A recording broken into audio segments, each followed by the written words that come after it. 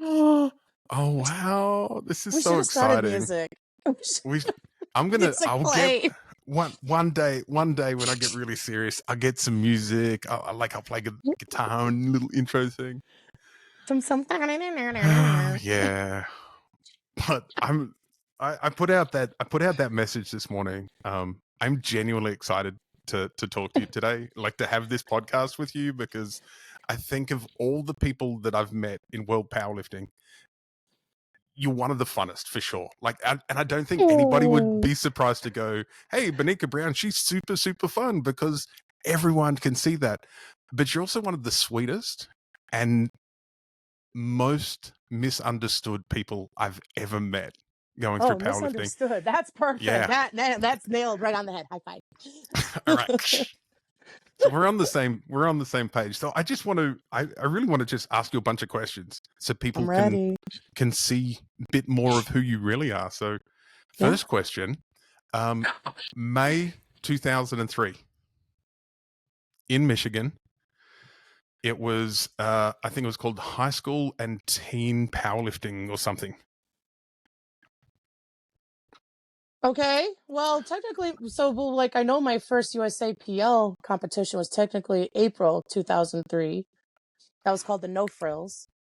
Oh, so that was the No-Frills. That was technically my first USAPL. That was my first USAPL because I started powerlifting November 2002. Oh, I missed my anniversary. It was November 25th, 2002. I mean, November 25th. So your first your first powerlifting comp was on my birthday. No, that's when I started lifting. Yeah. Oh my God. Well, okay. Well, happy late anniversary and birthday. Look at this. We need to do a party every year now. I missed my anniversary. Yeah. That's when I started learning how to lift. Yeah. Wow. How old were you? I was 14. Wow. That's crazy. Baby. That's crazy. That part of your career, I think, gets I don't think people realize how good you were as a junior as well, and what you did back then. And so, kind of wanted to ask you, like, how did you get involved, and what's it like being a 14 to 17-year-old girl getting started in powerlifting? Well, so I don't know. Should I do a long version or a short version? Go long. Do the fun version. Okay.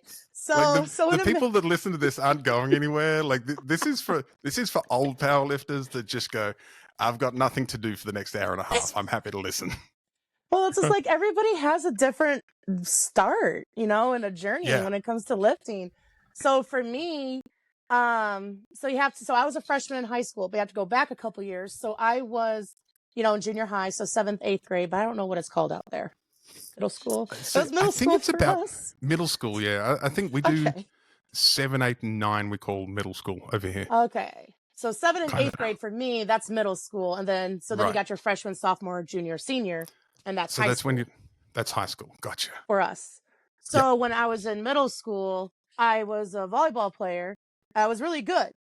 But then when it comes to high school, also I went to a small school. So I'm sorry, backtrack even more. So my school is just a little country school, and usually graduation classes are in their 20s and 30s. Mm-hmm. And for us, we were the largest. So really little. Mm-hmm. But for my graduation class, we were the largest in school history at that time. I don't know, ever since I graduated, I don't know if anybody's beat us, but we were in the 70s. We were in the 70s. Ah, wow. Of like people in our graduation class. So still small, but big for your school. Yes, big for my school. But when it comes to this school being small, when it comes to high school, this is just the truth. I'm not like being a jerk or anything, but you have to have the right last name. So born and raised there, history of your fellow people there and your families and all that crap. You did have to have the right looks, and to be on the team. Or just been there for a long time. I only started going to school there in 7th grade.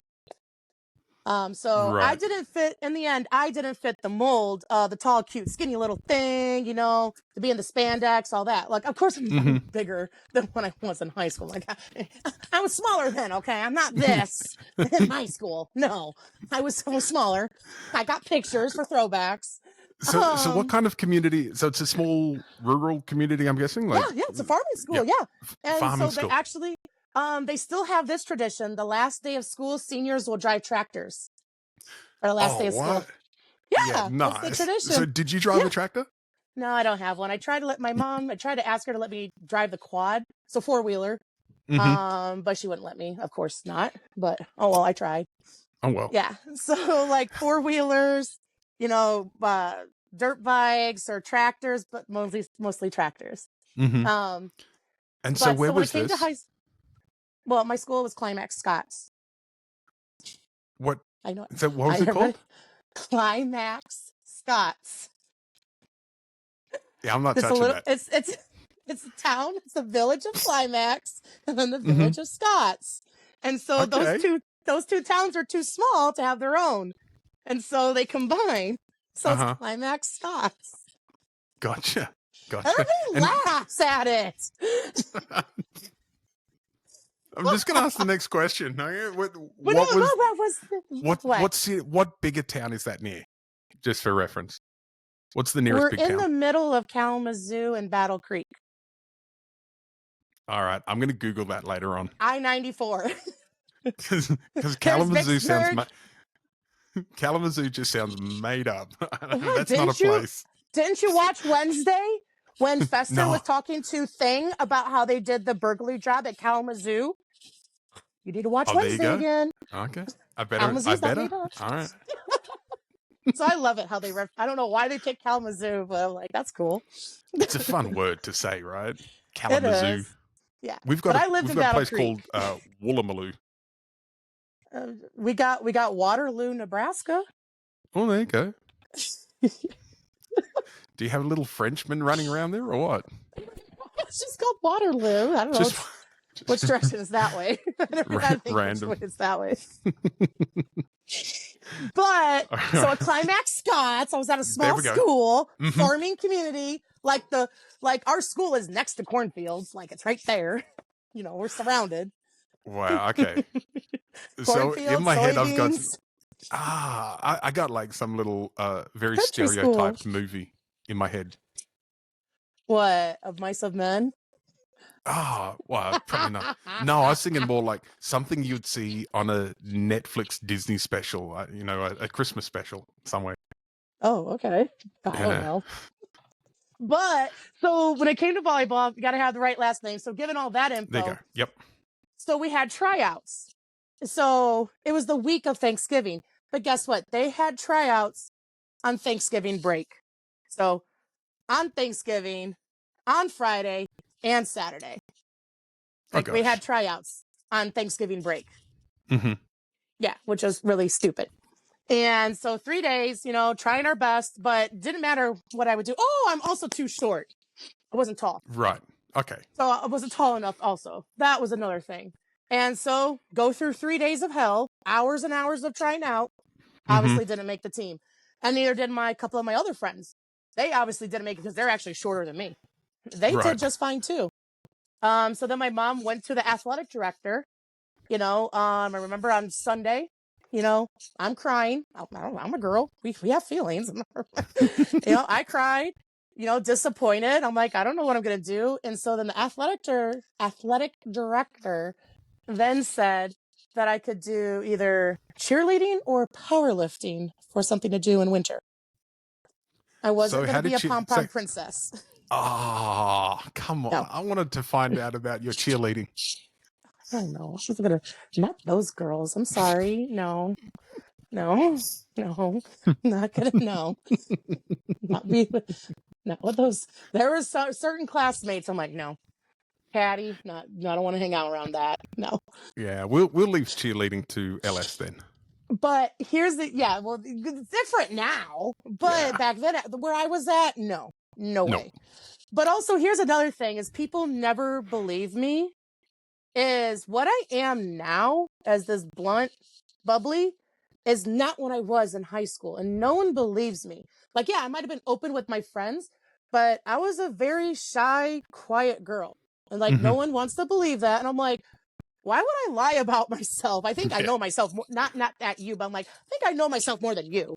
So why are you telling me I wasn't quiet? I think I kind of remember how I blossomed over the years, and I can reflect on my life, you know? Yeah. Yeah. But people Because never let's face believe it, me. high school and middle school is tough, and Yes. and kids do what they need to do to survive. To survive. Yeah. Exactly. It's not to thrive. It's gone, I just want to get through this. What's the version of me that's the Yeah. safest to show the rest of the world? Yeah. Yeah. Basically, it was just like, just survive high school. So I was a quiet little girl. And so it was either a cheerleader or powerlifting. And my mom was like, you're going to lift weights. You're going to do powerlifting. I'm like, you got it in you, because she was an athlete when she was a kid. You know, my dad was an athlete. I'm like, it's in your blood. It's in there. And so I didn't know what lifting weights was. I didn't know what muscles were. I didn't know any. I knew literally take a topic you know nothing about. Like the omens in South America. Do you know what I'm talking about? No, Or the Incans? never heard of it. Good. Cool. You don't know. That's your topic you don't know anything about. So tomorrow after school, you're going to start learning about it. That was me with powerlifting. Oh, wow. Literally. So you had no idea. That's how I was with powerlifting. I did nothing. That's literally how I explain it to people, because that's the truth. Like, I didn't know. I know I'm repeating myself. Nothing about lifting. It's kind of crazy when you think about, nothing. like, you know, like, obviously at some point everybody knows nothing about powerlifting, but you just don't expect it from coming from someone like you that you know, you've set what, like, how many world records, a dozen world championships, but there's a point in your life where you're going, powerlifting, I don't know, what's a barbell? What are you What's doing? a barbell? How much does it weigh? What do these plates weigh? What's this exercise? Why is everything a different color? What, you know? No, we don't. So, like, that's the other thing. It's like all these kids are freaking spoiled rotten, having kilo plates, Alico, being plate elitists with their plate brands. Yeah, I'm calling out all you freaking Gen Zers, you know, those Zoomies. You're spoiled. You don't know what it's like to be a real lifter. So, sorry. But I also want to say I learned how to lift weights in an old classroom. So, okay, obviously I don't know meters. Oh. Sorry about that. Go into feed. We'll do conversions in our head. So, like, trying to think of it, like, let's say, be generous, like 30 feet by 30 feet. I don't know, a small classroom. I mean, just small. Right. So it's a 10 by 10 classroom. It's not much. Yeah, it's tiny. Well, I'm being generous. Someday I'll go back to that school. I'm like, this is the room I learned how to lift weights in. All you brats that are spoiled. It's like, but that's the other thing. Like, with a lot of us lifters that are not, like, we've had rough starting. So I'm learning, didn't know anything, in a tiny itty bitty little room. And so everything's pounds, you know, but also trying to find plates that match. Like, I mean, like, try to get, yeah, okay, like, you know what I mean? So I'm a diva with that. You want to at least match the you know, the plates with the, you know, to make sure they weigh the same, or hope they weigh the same, because it's pounds, you know? So, like, that, you can't help but try to be a little diva. You got to do something there, right? Yeah. And so so my first workout book was some other kid that stopped lifting, crossed out his name, ripped out the pages that he used, and it was the Bigger, Faster, Stronger program, BFS. Oh, that was Mark Bell's one, right? I have no idea. That one? I don't have the books. I remember the program. Yeah, for sure. it's BFS. BFS. Yeah. Yep, BFS. And so, like, you know, like, whatever would be like 5 sets of 5, or like, you know, set of 6, 4, 3, 2, 1, or whatever, you know, the different stuff like that. So, but my first day, it was 45, 50, 55 pounds, you know, squat and bench. So learn how to do that in one day. And then, like, the next day I went in, I learned how to do like cleans and incline, I think, something like that. And then hand cleans, so like you just kind of scrunch over and cleans like that, hang cleans. And then eventually learn how to do deadlifts. And then you just kind of, whatever workout. So I would just go there after school every day, But I did have my first workout partner right away. Mm-hmm. And his name is Tyler Wade. Never forget.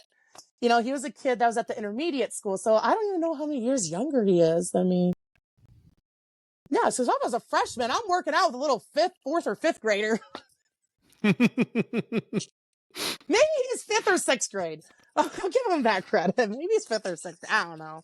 But I don't know. We bonded and we became workout partners. So I had a workout partner. But with these workouts that the coaches, when these are football coaches, sorry, people. Mm-hmm. Back then, we all know the stereotype of football coach. Okay, sorry. Okay, American football. Let me correct myself. We get it. I think Australians and Commonwealth people go, no, we get that stereotype. We've seen them. So the American football high school coaches, they don't know how to anyway. But the last set for this BFS, no matter what, your last set was 10 reps. Right. I'm not kidding. And so then it's like the saying, everybody hates nines. You do 8 reps. So if you do like 5 sets of 5, then your last set's obviously heavier, whatever it is, and you're doing 10 reps. You're working out and you do 10. Interesting. Squat, bench, deadlift, incline, all of it. Hang cleans, all. Last set is 10 reps. You know, or maybe go down a little bit in weight. Maybe it went down like maybe 10, 15 pounds. I don't know. 10 reps. That's weird. I know. 25 years on, I see professional rugby programs still trying to peddle that. Oh. I was like, what do you... No. Anyway. But I did struggle with like how to load weights. I couldn't figure it out, but like I always had Tyler. Mm-hmm. And you know, I know like I think a month later I was squatting 135 at least pounds. Sorry, it's pounds, 70 kilos. It's all right. We got this. So 60 kilos. 60 crap. The red is 70. I don't use the blue first in the bar. That's hard to compute. I can't do it. I just like I know all the pounds I know as bodybuilding numbers because I used to read bodybuilding magazines and they'll do everything in pounds. And then I have to work it out that when I went to my local gym, what did it look like in Australia? And like, oh, okay, so they're saying 45s or 20s. And it's like, oh, that'll do. 20s. Just easy. But yeah, okay, 60. So 60 kilos. You convert squatting 60. Me. Yeah, and I remember the only person I know who's better at conversions than me is Brad Gillingham. I don't know, man. James Townsend, Jeff Douglas, Johnny Graham, Larry I reckon James Maley. would be good. Okay, no, them 4, they're my human calculators. Yeah. Mm-hmm. Man, yeah. Me and Brad would have conversations where we could switch between the two because we'd spent so much time with people speaking the other way that you just Brad's get used awesome, to. though. Isn't he? I want to get Brad on here sometime. I really miss him. Yeah, contact him. Get him on Instagram. He uses it. I spoke to him not long ago. I think and this is going to sound weird because I don't think I ever come across as not being anything but totally confident. I'm scared. Like I'm a little bit scared to ask like people like you, Brad, Jennifer. Do I Kim, have to bring the ice? Do I have to bring the ice for you? I'm like, oh my goodness, you guys are famous. People know who you are. Like it was don't know me, whatever. It was easy. It was easy with Jonah because nobody knows who Jonah is except a handful of powerlifters. Just so dumb. So cool. It's just so I love that guy.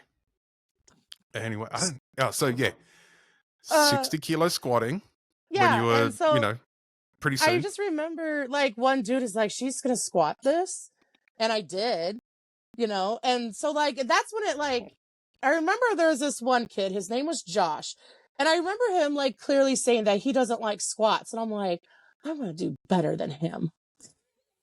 Yeah, nice. Like the first of me like ever being petty or obviously I never knew what that word was, but like the first little, I don't know, motivation? I don't know what to call competitive. I guess. It's kind of petty, kind of competitive, a little bit motivating. It's like, I'm like, I'm gonna do better on squats, or I don't know what my brain was thinking back then. Yeah, with my girls, we always talk about CTL. What? CT. Crush the losers. Oh, I'm I'm sitting there thinking. I was thinking of like biology. I'm like, what? Okay, TCH, this and I'm like, huh? CTL. I'm sitting there like cellular level. Just find a loser and crush them, then go further. But anyway, I just remember. I don't know. So he just motivated me to squat better. I don't know how to word it. So he was the first of many losers that you crushed over the next 20 years. Well, he was stronger than me. Oh no, he was a junior, so he was stronger, or maybe he was a senior. I don't know. He was stronger. No, he was a strong kid for. He was back a tiny then, weight class. So yeah. I don't know what he is now. Beats me. I don't know. I'm gonna guess that your lifetime max is way bigger than his. Oh, yeah. Yeah. Yeah, you got him eventually. Yeah, eventually. But at least like this is like one advice that I always tell lifters that they don't. Actually, I'll just say it to you. When should somebody do their first competition? Whenever you want. Kinda. No, but they always make excuses. So no, straight away. I'm not gonna, like when there you go. Just find do it. one and do it. Okay, just there we go. You redeemed yourself there. You redeemed yourself. It took me ages to do my first comp because I live so remote, and I had to ring around for about 6 months finding someone that would go, "Hey, yeah, we've got 1,000. We got 1,000 miles for you." But in terms of how quickly did I do it, it was still as soon as possible. Yeah, okay. That was different. Okay. Yeah. Well, I did my first competition like 6 weeks later.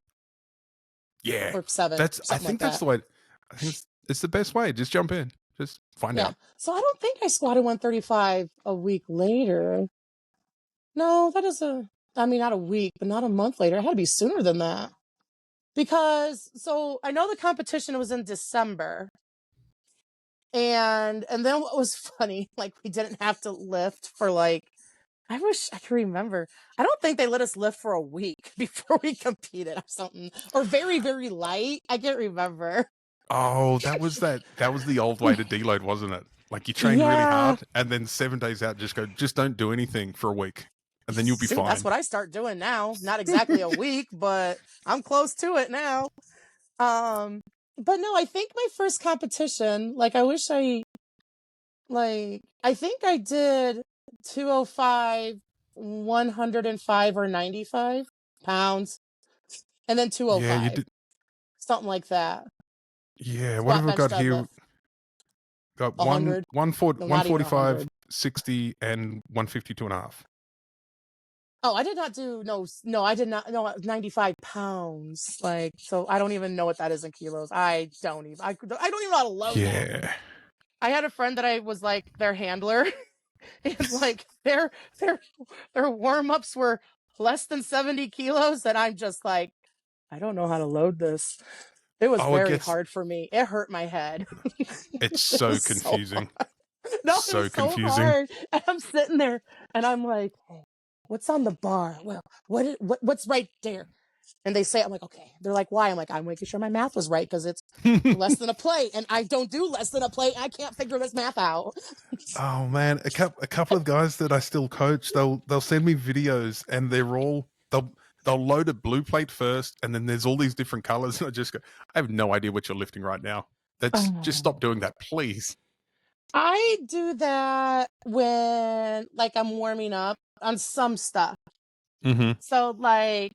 So if it's bench, like I want to do 95, and then I want to do like I want to go to 110, and so I like to try to cheat and get another 10 and just put that on top, you know, or if I'm using pounds, you know, it's 155, and then I just throw the 25 on top, you know, to make it. It's easy. I'm only doing it for one set and just take it off. It's a warm up.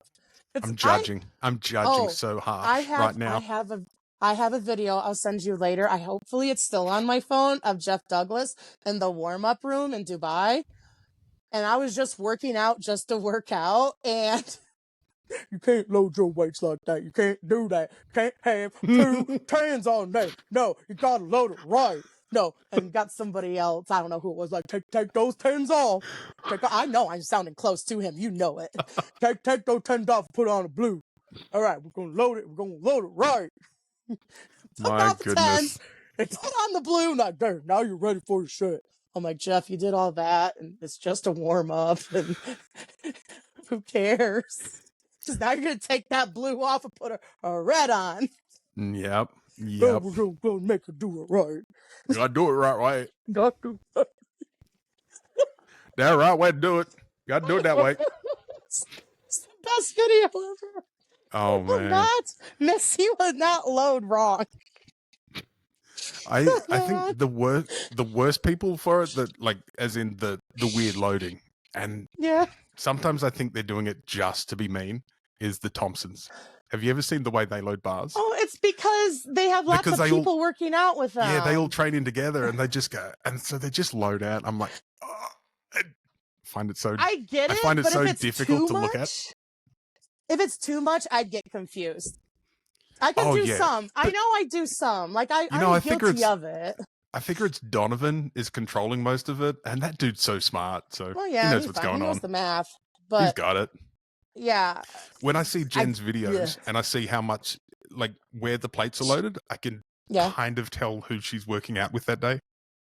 Oh, because we had a bunch of little kiddos, you know, whatever little kiddos are there and whatnot. Or other days, you can see the times that Jeff Snyder's there.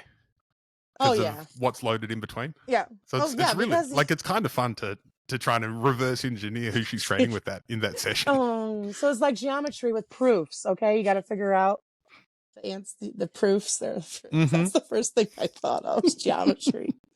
Proofs are stupid. I like algebra. Algebra's fun. Algebra's fun. You're either algebra or geometry. You're not both. You're one or the other. Yeah, I think you're right. I think algebra is because it's more like sort of logic and stuff down that realm. I really enjoy it. Geometry, like, outsource. No, other people can be good at that. I don't need to be. Yes, I'm not. Yeah. No. But I know I need to look up. But that was my first like powerlifting meet though. Like I did that, you know, in December, weeks later. And then, but at that powerlifting meet is where this guy named Todd Miller, he saw the diamond in the rough. He saw me and my potential. But also at this powerlifting meet, we're sitting here like, I don't know how many kids. We don't know what to put on the bar for our next attempts. I don't know anything. I don't know how our powerlifting meet goes. And, you know, it was very insane. I didn't even know what weight class I was in. People ask me, I'm like, I don't know. This one? Am I? What weight class? This class? I have science no idea. class. I just knew what platform I was on. I didn't know what my weight class was back then. The coach just points to the bar and says, "Go lift," and I lift. Yeah, and because this is what's called Michigan High School Football Coaches Association. So it's not like a true sanctioned thing. There's just so you didn't have to weigh in. So there's no weigh-in. So everybody has to be honest of whatever weight class they're in. So no. It was just a high school thing. So there's no records, you know, it's just people lifting, kids just lifting. So it's not like official, fancy smanchy, none of that. None of that. Just people lifting for fun. Yeah. But Todd Miller saw the diamond in the rough. And so then over that winter break, my mom would drive me 45 minutes to Plainwell because I live in Battle Creek.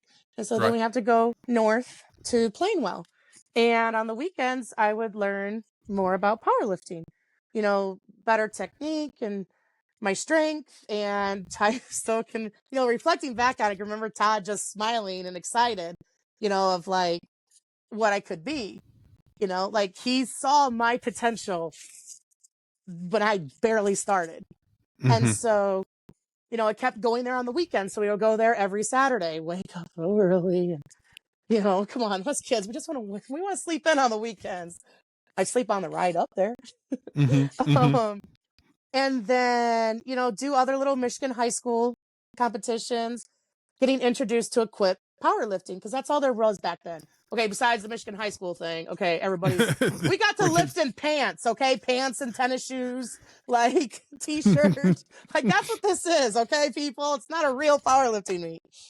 But that was also when, like, so he introduced me to USAPL, because, okay, what United States America Powerlifting, drug-free, makes sense. Okay, cool. Okay. There we go. Yeah. Sounds good. Yeah, there wasn't that many federations back then. Back then. Okay, we changed that. I think powerlifting federations are kind of like gremlins. Somebody fed them after midnight and got them wet. Like, yeah. Oh my god. And they just they multiplied and they got evil, and it's like, yeah. And so then that's how I got introduced to USAPL to do the No-Frills. And so the No-Frills, and I think they might still be doing it. Every so often I look to see if it still exists. It's literally a sanctioned competition. No medals, no trophies, no nothing. It's a qualifier meet for USAPL. That's it. No frills, no glamorous, just lift. I like that. I'm dead serious. No medals, no points, no teams, nothing. Nothing. Just qualify. Gee. Lift heavy, have fun. That was probably at least 5 out of my first 10 comps with that. And the projector screens, the old school, dude, that's something to say to a little zoomer. Like, for the projectors, that's how they used to write our attempts, and it's up on the screen. Wow. Yep. I forgot all about that. Yeah, these little brats don't know that. No. They got to have their results instantly and have all the glitz and glamour, the big old screen, flashy. Okay, anyway, sidetrack. But I almost bombed out also because I didn't understand the commands on bench, because we didn't have that at the Michigan high school meet. Oh, so of course. So I did get one bench in, but I didn't get it because I was learning on the platform, like right there. So, but that's how I got introduced to it. At least I lifted raw also. Yeah. Okay. Because that's all I knew. But I was slowly getting into equip. So, but then you're asking May 2003? I don't know. Yeah, that was it? That was the what did I see? It was like state titles or something. I'm looking, trying to find something to cheat. Where we go? I don't know, what's that medal? What was it? Was it Michigan State High School Team Powerlifting Championships? Hold on. Oh. Come on. That's funny. Okay. I got one to beat you. March 14th, 2003. I squatted 315. I benched 150 and I deadlifted 330. Wow. And you were 14 at the time? Yeah, I think so. Wow. I'm scared. Question mark? Yeah, 14 and a half. 14 and a half. Yeah, I'm like, I don't have all the medals up here. That was just like one. I know I purposely put that because it's a crappy little thing, and that's cool. That was perfect. There we go. So we've answered the first. I guess then we've answered kind of the first question I normally ask people is like, why powerlifting? What was the choice? And you go, well, it was either it was cheerleading or powerlifting. Why powerlifting? Because it's not cheerleading. Yep. So then after your first meet, that No Frills, why did you keep going? What kept you in powerlifting then? For something to do, and it was fun to be strong and meeting people and just to keep going, just something to do, because I didn't have anything else. Like I was a freshman. So I did do track that year. So I did track, and lifting weights helps sports, it helps you. Yep. 100%. And because of powerlifting, I was able to play football that following fall. American football. Oh yeah, I wanted to ask you. I wanted to ask you about that because I've seen pictures of you all, with your uniform and the helmet and all that kind of stuff. Like, talk us through that. So obviously with that helped. So I was at least strong enough. And I guess that May competition, I guess I just want to assume like No, because that was probably the state competition, that March one. So was May a USAPL May was meet? Michigan State, yeah. And it was a USAPL meet? Was it USAPL. maybe in Portage? I don't know. I'll just get Open No. Powerlifting back up. I love Open Yeah. Powerlifting. Yeah, I So don't much care fun. about that site. Yeah, I don't care. There's another website that works better. Oh, really? What's that? It's actually something really old. And so I'm trying to, can't get to my keyboard. I'm trying. I got my Here phone we sitting go. on my keyboard. It was in Bangor. Bangor. Okay, I was wondering.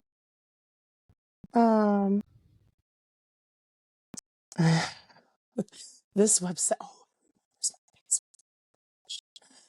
it like auto-filled. That's so cool. So we're gonna fast forward on accident, on purpose. So when I made my first worlds in 2004, my women's worlds. Yep. Priscilla had us do like certain little websites and bio things and whatnot. And I haven't updated, obviously I have not used this since 2015. Oh, obviously I can update it now because this logged me in. There you go. So this is cool. It's called athletebio.com. And I'll tell you the exact web link to get to my page. Are you ready? Mm-hmm. So it's athletebio.com/USA, small caps, USA, 1988, the small letter F as in Frank, and then the number 1, and hit enter. It should go right to me. Maybe? Okay. haven't punched that in, but hopefully people listening will do it. So anyway, this was a website that Priscilla told us to do, that we can put in all of our competitions, all of our drug testing. So this actually has my powerlifting and Olympic weightlifting competitions on here from at least when I started. So I put April 26, 2003. That was the No-Frills, all the way to at least nationals in 2015. I have on this. So sorry. How many competitions Open is that? powerlifting. I'm sorry. Open. I did this at least. You don't have to. Because, yeah. So I like to jab when I can. Why not? It's more fun. So I'm just like, open powerlifting is not accurate. It's not, because it's not going to have the Michigan high school powerlifting. The football ones. Those ones are not on there. Those are other competitions that I did. And I love correcting people when I tell them, like, nah, it was my first one. But I don't have that one on here. So that's funny. But I did do a competition in 2002. I didn't put it on here. But I have other ones. Yeah, nice. But, yeah. And so, yeah, that was Bangor. So I was 90 kilos. And I wonder if I click on this. I wonder if it works. And you can also hyperlink.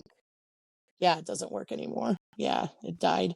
You could have, at the time, I was able to. You can hyperlink the web results.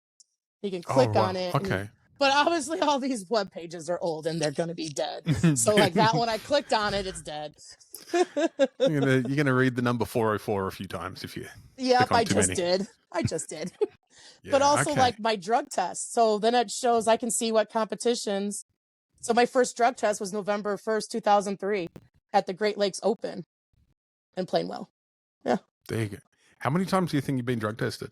More than my age. Damn. That's the easy. Like, let's see. 1, 2, 3, 4, 5, 6, 7, 8, 9, 10, 11, 12, 13, 14, 15, 16, 17, 18, 19, 20, 21, 22 on here. And that's just up to 2015. Yeah. Yeah. I got tested 9 times in 1 year. Oh my gosh. Wow. I was the highest drug tested female that year. While Guillermo from Norway beat me with 10. I avoided the venue of a competition to not get tested. That was 2017. That's when it was. I avoided the venue. 2017. Wow. Okay. Yeah. That was where World Games was in Poland. Mm-hmm. And so they were going after you, essentially. Well, Leanne Blinn told me that they could drug test you before a competition. And so I'm like, okay, so avoid the venue. Got it. And so I'm like, okay, this is the venue. Okay, bye. Yeah. Guess who lingered the venue? Leanne.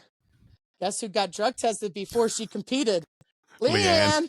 You didn't take your own advice, lady. Oh, I love Leanne, so she hears this. I love you, but you didn't take your own advice. She got tested. So that would have been if I stayed at the venue. I barely escaped. So you would have matched Ian that year. Yeah. You would have been 10-10. Yep. I was 9. He beat me. I'm gonna bring something up there that I have heard a lot of times now. What? Testing you 10 times in a year. Some people go, oh, well, that's great. That isn't great that drug testing works. I'm going, that sounds like 6 wasted tests to me, at least. I was being targeted. At least 6. It's just an absolute waste. And but it does kind of segue us into I'm going to tell a story for me, because I think 2016, and I get emotional telling people about this, I think is one of the coolest things I've ever watched in my life. Do you know what I'm talking about? 2016 Arnold's, you squatted. It pissed me off because it was an early session. Fortunately, I was staying at that hotel that was attached to the convention center. You squatted 272.5 kilos that morning. There should have been way more people there watching it. That was watching you squat 600 pounds was absolutely epic and one of the coolest things that I have ever seen, because there was not a woman on the planet that was anywhere near that at the time. It was you and nobody else, and it was kind of bizarre to watch. No, I don't. I was gonna say, I'm like, oh crap! The first time I squatted, I'm like, I don't even remember. Crap. Maybe that could have been the first time. I don't know. I'm pretty sure Arnold's 2016 was the first time you did it. Well, did it publicly, like in front of referees and stuff. I'm pretty sure.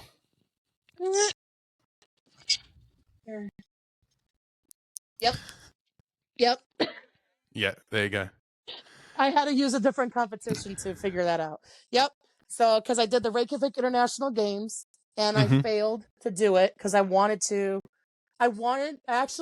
no. I know, we keep on bouncing around all over the place. This is how every conversation I have goes. But, this reminded me. So in 2015, I was like, I want to squat 600 by the end of the year. I want to squat 600 by the end of the year. And so it was nationals in Scranton. I didn't do it. I didn't prove it.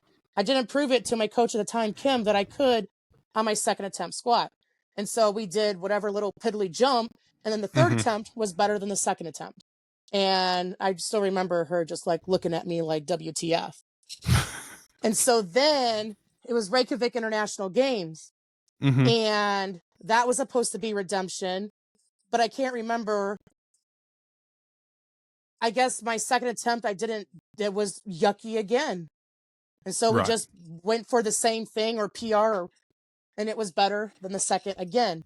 And so now reflecting and talking about it, because you're sparking the memory. So then the Arnold was redemption again, third time the charm. And then I successfully did it. So that was the journey to get 600 in a competition. Because it's just like, I'm always there, but it doesn't matter until you do it in a comp, you know? Yeah, it doesn't matter until you do it in a comp. Yeah. And I finally did it. 3 months late. Tell Instagram that. I love I did an unofficial world record in training. You go, I don't care. Good for you. You did it on home base. That's like training. Me, I can be a snot about the Austin thing, but or was it Houston, whatever city it was in Texas? I'm like, Austin. Was it Austin this past whatever? I'm like, yeah, but I have to zip my lips on that. The SBD one, is it? Yeah, I'm not going to say too much more than that. But it was home base, and I'm like, backyard, don't have to travel, and, don't have that hard travel on your body, or flying, or driving, and, Yeah, okay. Don't worry. I've had this conversation plenty over the years. For me, with my powerlifting records, like all my national records, yeah, there was a point at which you could run down the location of all the national records across the weight classes. and the majority was like whatever city that person was from, it was there. Like they drove half an hour to the venue, they slept in their own bed the night before. And so I took great pride in the fact that all of my records would have like Pilsen, Czech Republic, Sundsvall, Columbus, Auckland, New Zealand, because I literally had to fly to every competition I went to. I had to fly or drive for a day, you know. And but I know some people get sour with me saying that. I'm like, oh, in their backyard. I know some people could be sour. I'm like, travel. Let me know how you feel. Let me know how your body feels in your sleep and stress. Like, let me know. Yeah. You know, because all our faces, all our smiling faces, we have to hide it, but it fucking sucks. Oops, I cussed. I was trying not to. Help you don't get boop. Yeah, I'm a big fan of, like, if you're gonna set records, set it where there's real competition and there's real hardship. Like,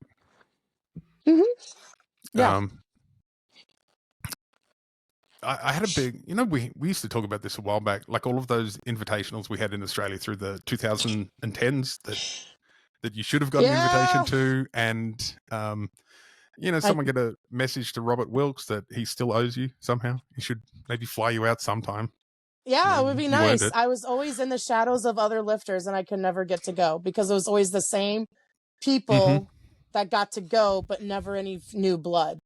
And I was always in the shadows of other people.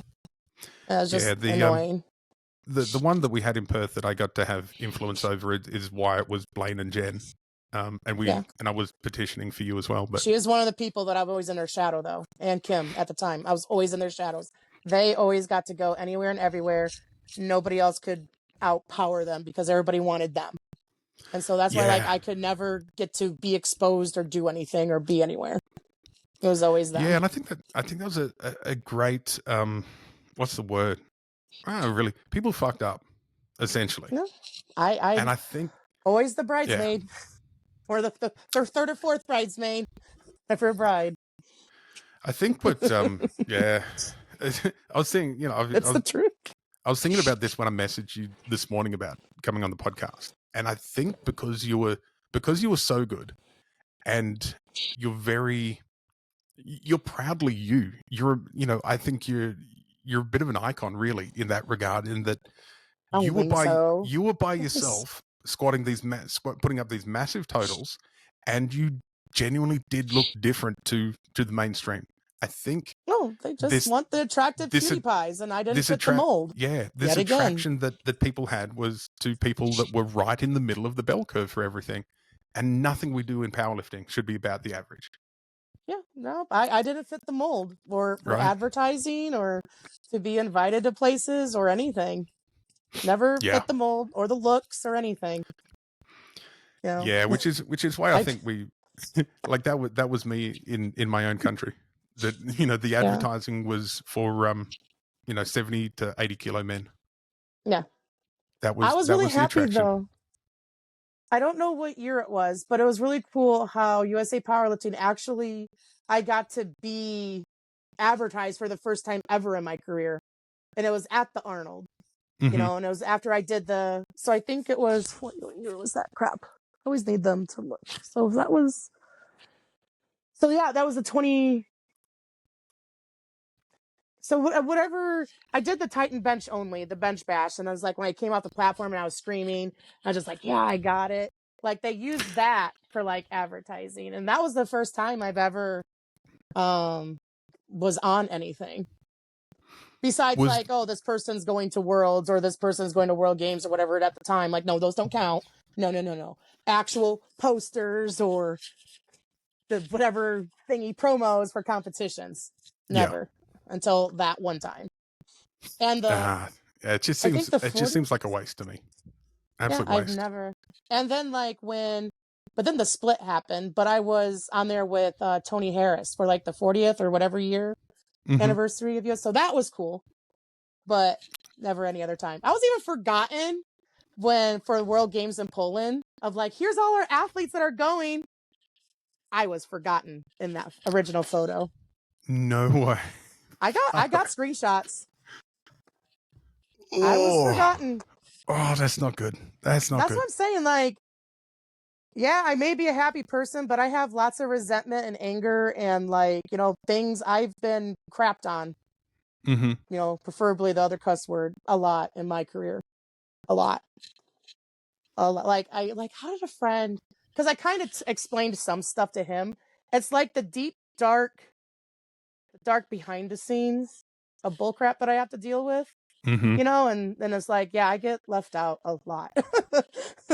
Like, I'm fending for myself and trying to do stuff, training level all the way to competitions or being exposed or what is it, promoted.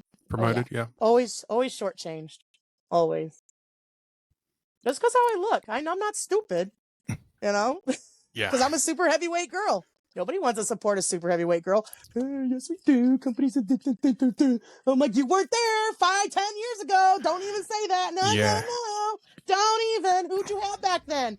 Oh, no, you had the little cutie patooties that want to sit there, put 10 pounds of makeup on. Yeah, I just got eyeliner on because I just like that. But I don't do the other crap. Mm-hmm. I'm being dramatic now. I'll be a good girl. Don't be bad. I like you when you're bad. Okay. No, I got to put myself on personality detention. No. I did. Wind it up to 11. Come on, let's go. I did that for a wedding. I proved a point, like, for my friend's wedding back in May. So like when I was there the month prior for like the best man and all them getting their suits, and they were giving me crap how I was being loud and stuff. I'm like, oh, I'll tone it down. I sure did. I was boring as hell. I was boring. Yeah. And then the groom, he came up to me, he's like, there's something wrong with you? I'm like, no. They're like, well, you've been quiet. You haven't been normal. I'm like, what's normal? I'm like, you gave me crap for being loud and blah, blah, blah. And he's like, we don't like it. Be loud. The next day I was fine. Be loud. Take up space. Uh-huh. Yeah. Now people like it, but it's like, yeah, you guys weren't there 5-10 years ago. 6, 7, 8, 9, 10, 11, 12, 15. I think it was either 2013 or 14. Maybe crap, let me look at my athlete bio, okay? Did you do the Arnold's in 2013 or 14? When did you come back? I came back 2013. February 2013 is when I started lifting again. So I didn't lift at all for 5 years. Because my ex at the time... Mm-hmm. No, you asked the question. Yeah, I was going to say, yeah, I want to find... I've never actually asked you about that. I just knew that you had gone for a while and then you were back. And when you came back, you were even stronger. We're like, holy shit. She's lost nothing. But I don't really know what happened to you in that 5 years. Like, where did you go? What happened? I was a stupid girl that listened to the guy that she met in her life. There. So 2007, met a guy, left Michigan, but I still train. And then I did nationals in February 2008. And then I didn't go to Worlds. I just stopped lifting. I stopped working out in general. I just stopped. Wow. Didn't work out and went to school, had a relationship with a guy, school, work, jobs. And what was really sad, I was working at a gym also. But I was working at a gym and still didn't get to work out because I was doing other jobs. I had a free membership, but never used it. Never. And I was there for like 2 years or something like that. And then one day I just broke down and I started crying in the break room because I was just so overwhelmed. I wanted to lift. I don't know. It was a day of fate. Okay. Like it was, because then the manager actually walked into the break room catching me crying. I was on my lunch break. Okay. I was in there legitly. That's a word. Okay. Legitly. Legitly. I was in there and by myself and just cried. And I had to fess up why I was crying, blah, blah, blah. And so then, like, I was able to have longer lunch breaks. They just honored it. They didn't care. So at least I would have an hour break to eat, and then I could go work out. They'll even let me eat at the front desk, try to get something in my system, before my lunch break. And I would go train, then still eat some food whenever. And so that's why I was just starting to work out, just to work out. So like accessories or whatever. And then I purposely would make time to try to squat again, try bench, try deadlift. And then I did a competition after that. Oh, so then when I was working out, so that was February, funny, 5 years later, February 2013 is when I started working out again. And so then there was a couple guys at there was a gym franchise, it was 24-hour fitness. And a powerlifter could spot a powerlifter a mile away, how they lift. Yeah. That's how they lift. So these guys, they got brave and came up to me and was asking if I was doing the competition that was coming up. And I was like, what competition? Because I didn't do any research. I wasn't looking into it. I was lifting to just lift. And I lost weight, I lost fat, and I was just doing me. I was doing, HIIT workouts, I was doing everything, just working out every day, Tabata on the treadmill, dancing on the treadmill. Those are, man. No, seriously, you walk on the treadmill and then you do different things during the chorus and then go back to walking or just regular Tabata. Oh yeah, I was doing a lot of different things. I was swimming. I would swim, do workouts like that. But so then they said it was a USAPL. And I'm like, yeah, I don't know. I'll think about it. This is how I came back. Okay. This is good. This is good. That does get good. Kind of good, whatever. So obviously Facebook. So back in the day, you know how you write on each other's walls and stuff, right? Back in the day, you know how you used to poke, throw sheet and stuff. I never quite understood. I never understood the pokes. Just everyone poking each other. Because they're like, hey, I'm checking out your page, poke. They visit you. Oh, okay. I visit you. Just like the likes, I visit your page. Oh, that makes sense now. Now who's old? Oh, me. I'm not, no question. And so back then, I decided to write on this lady's wall named Teresa because I knew she was here in Nebraska. And so I wrote on her wall, asking if she was going to be at that powerlifting meet. So this had to be March, or end of March or something like that. And, I wrote on her wall. But you know how you can see each other's walls and what other people write? Well, then somebody saw me write that. You want to try to take a guess who? Maybe? Big name! Priscilla Ribic. She saw it. She saw me write that, and she offered to pay for my entry fee to do the competition. Wow. I didn't let her do it. And then I call her my Nebraska mom, Katie Dodge. She saw the post too. She chimed in. And they're just like, just get your feet wet. Just do it raw. It's okay. Da-da-da. I'll talk to Pete. We'll get you stuff to wear. Because I'm like, I don't fit in my old stuff. I was bigger than what I was as a teenager. And so this is like, okay, I'll sign up. I'll do it. Take my own advice. When I was a kid or, my earlier years, just find a competition and do it. And then, so I did, what is it? So yeah, April 27th, 2013, I came back. What? Man. So take us through the next 12 months then? What was the trajectory? Because did you start back at a decent level? So then what was funny? How quickly did you get back to being a world beater? At that night or the next day, Kimberly Walford then commented, see you at Nationals. So at that time, then I'm messaging Kim. And, at that time, Raw Nationals, you didn't need a total because it was new. And, and it was in Florida, and it was months later. It was July at the time. Yeah. And so then she would help me train, and I would, I never really had a coach. I haven't done any of this in a long time, and just learning how to lift again and workouts, accessories, and then went to Nationals, and trying to figure out. So it was fun because there was people that knew me and obviously people who didn't know me because I came back, because I was gone for 5 years. And that's also when I met Gino for the first time. So we became instant friends since that day. To Cunningham, Oh gosh, now I'm going blank on other people. Obviously, like Robert Keller, Johnny Graham, Larry. Like I got to see everybody again. It was really cool. Yep. And then I won and was able to go to Worlds. But back then, Worlds was a year later. Like we had Nationals in July, then you go to Worlds in June. Yeah, it was like end of May, start of June, Jacked wasn't up. it?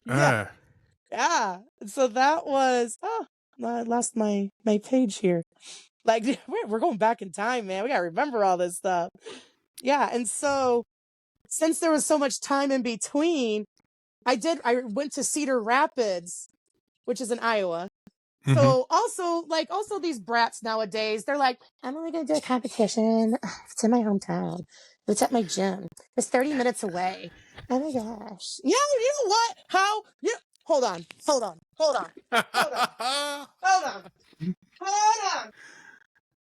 This is gonna be good. The well, Okay, I got time. Yeah, we're going on a rant. We're on a rampage. All right, let's go. Come on, then. Nah. These brats nowadays, they get to have a website, try to find, their competition. Okay, these aren't old enough. Damn it. This one's old enough. This is how we find competitions. Oh, there we go. Oh, yeah, Eddie. Love you, Eddie. I love Ed Cohn. I got his phone number. I can text him.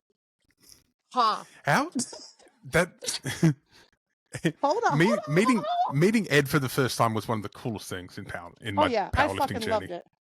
Oh, wait. Oh, hey, this is how you signed up for a membership. There you go. Yeah, This is how we had to do it back in the day, brats. So just for the people for the people that only listen on Spotify and can't see what Benika's holding up, it is a very old copy of a Powerlifting USA magazine. Magazine, for anybody under the age of 25, is this thing that had information on that you can now find on the internet. But we used to print them out and they were on glossy, shiny pages. And the sign-up sheet for was actually handwritten. You had to cut it out. You'd put it in an envelope along with a check or a money order, and you send it off. Look here, we got the United States Powerlifting Federation. There's the World Association of Bench Press and Deadlifters. The new the AAPF membership. Wow. Oh, yep. There you go. Their membership back then. Ooh. How much were you paying for membership? I gotta find it. Membership prices open was $30. But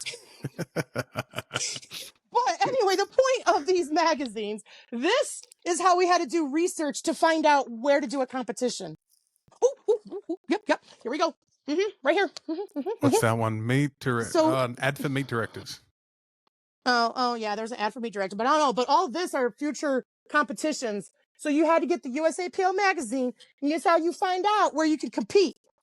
So it's literally, it's like going through the old classifieds in a newspaper looking for a job. Yep. And this was April 1999 issue. And it's on the cover again. Powerlifting USA, Eddie. Oh yeah. Well, yeah, of course. I made Eddie sign all the ones he was on, of course, when he was in town. Another one with Eddie. I break it. Crap. No, I got all the old ones with like Eddie on them. Oh yeah. Sorry, Open Powerlifting. I'm not getting these magazines. No. I really I used to get Powerlifting USA magazine in Australia in the 90s, and it was Tony Cardella. Wow, look at that. My goodness. We used to have to wait about 6 months before we'd get Powerlifting USA in Australia. So we would find out about what happened maybe 9 months ago in a competition. So Sue Elwin was moving, and she posted on Facebook, "Who wants my Powerlifting USA magazines?" And I replied right away. And she sent me four huge boxes. So I have them from the 70s, 80s, 90s, and early 2000s. Oh my goodness. No. Oh my goodness. Powerlifting. Wow. Open Powerlifting. You're not getting my treasure. There is if you But there could have she a is look, right there. can you do me a favor sometime? There's one from either 88 or the start of 89. It has Odie Wilson on the cover, and it has my mentor as the back spotter. Oh, I wish I could. Okay. So it's in the 80s. What year? Yeah, 1988 Worlds. 1988. I The probably. 88, yeah, 1988 Worlds was held here in Perth, Western Australia. Odie Wilson, Ed Cohen, I know Gene's got this cover, and tells me stories about, and has told me a few stories about the meet. The back spotter for the competition was a man named Henning Bach, big Danish guy, and was one of the people. He was one of the people who got me into powerlifting long time ago. Well, if I have all my, because I just kind of grabbed. Wait, what? Where in 88? 1988? Yeah, 1988 would be towards the end of the year because it's the write up about the World Championships. So it's maybe December 88 or January. I even have 99. a Powerlifting Canada. No that way. Sue gave me. Oh shit! That's cool. I'll say again, you're not getting my magazines open powerlifting. You never will. May, June 1986. Woo, wow. Look at this. Oh, that I have is very history cool. in my apartment, honey. I got the history. Oh man, this is typed on a typewriter. Look at the font. Oh wait, kids won't know what a typewriter is. Look at the font of that. That was typed on a typewriter, man. Yeah. Oh yeah. Oh, that's funny. That takes you back. Let's see, what's this one? Because I just grabbed a pile, and no, that's September 91. Because you said Eddie's on the cover. Oh, well, Eddie signed all these. Oh, that's April 99. So I didn't grab the one that. It's Odie Wilson is on the cover. Oh, Odie's on the cover. Well, I do know I have stuff from the 80s. I do. They're hard to get to. I think OD was on 2 covers ever, and one of them was from the 88 Worlds. Where he's just squatting. He's squatting something stupid, like just something stupid for the time. He doesn't. It's like so big. And what's fascinating about the picture is Henning was so tall, and he was like this big guy that looked like Dolph Lundgren in Rocky IV. And he's the first person that ever made OD look normal size. I want to try to find it while I'm on the phone with you, but I got crap in the way. Yeah, it's a fantastic picture. And when Henning passed away a number of years ago, a lot of us looked for that cover. None of us had it. And so I've been trying to track one down ever since. I'll scan it for you, but you ain't gonna keep my magazine. I will come to Nebraska. You ain't gonna steal from. You can't get in my apartment. This is Fort Knox, man. I'm in a dungeon. I named it Blood Chill Manor, if any nerds know what I mean from that. I'll wrestle you for it. I'll scan the cover for you. There you go. That'd be wonderful. That'd be really nice. Hey, so coming back to powerlifting, right? How did that feel? Like, you said you met all these people that knew before. Like, why did you then? Same question again. You came back. Why did you stay? I missed it was part of my life that came back to life, a fire within me, honestly. Right. Like, I remember deadlifting 405 for the first time again. Sorry, it was pounds. Whatever it is. 182.5? 180. Crap, I was close. 180. It's just like part of me that was dead or in hibernation, and then just coming back. And it just felt good to just have part of my life again, or something that's fun to do in life. Like, I don't know how to explain it. It's weird. It's just. I sometimes tell people. It's just a piece of me was missing, and it came back. Yeah. I feel like powerlifting for me made me feel more like me. Yeah. And then I just stick with it because, like, obviously recent events that's happened to me, and I've been very mentally messed up since then. But I know, like I said in my message, like, I don't know what keeps me going, and like this makes me choke every time. I don't cry because tears mean ratings. It's because I don't want to quit Yeah. One, you don't want to quit because quitting lasts forever. And two, I'm not going to let them win because I quit, because obviously I know they want me to and don't want me around anymore. People can figure out they on their own. But also I don't want to quit because of my younger self. Let's I don't talk want to about that. fail Let's talk about my that bit. I don't want to fail my 14, 15-year-old self, Mhm. because every once in a while I find it in papers of like goals that I had back then of what I wanted to accomplish as a lifter. And like one thing that these kids will, you know what countries wouldn't like back in the day, right? Mhm. They always won all the categories. Well, now it's us. Sorry. But you know what I mean, the cheaters. Back in the day for us. You know, people need to look up the old IPF records and stuff. And I remember like one of my goals was to be an IPF champion. And so I knew I trained hard when I was a kid, and don't want to let that go. I don't want to fail the younger Bubbly. Yeah. Yeah. That made me cry every time because that's my why. That's why I keep going. Yeah, For my there's younger a number. self. There's sorry. Sorry. I see. Look, I left you Yeah, speechless too, didn't I? I was going there with you. I was feeling like I'm feeling the heat around my eyes and them tearing up a bit because some people kind of take it as hyperbole when I say things like you're a really important person in our sport. And I think by and large the community hasn't treated you well. No. No. And the fact that you stay, I think the people that you represent and the people that look to you, I think you're really, really important. The fact that you can be authentically you, despite the feedback from people that just want everyone to be the same and hammer people into a box. And Yeah. so you being you and going, fuck that. I'm going to be me. Yeah. I'm who I am, and this is why I'm here. I love the fact that you say exactly what you feel and you're still here doing this. Yeah. Because like I wrote to you earlier, like I didn't remember, but then like shortly after, I'm like, no, that's my why. I keep fighting. And on my wall, after what happened to me at World Games, I have and so I see this every damn day. Try to move this, maybe, but it's going to be backwards for you. Oh, See that's all that? right. I drew that.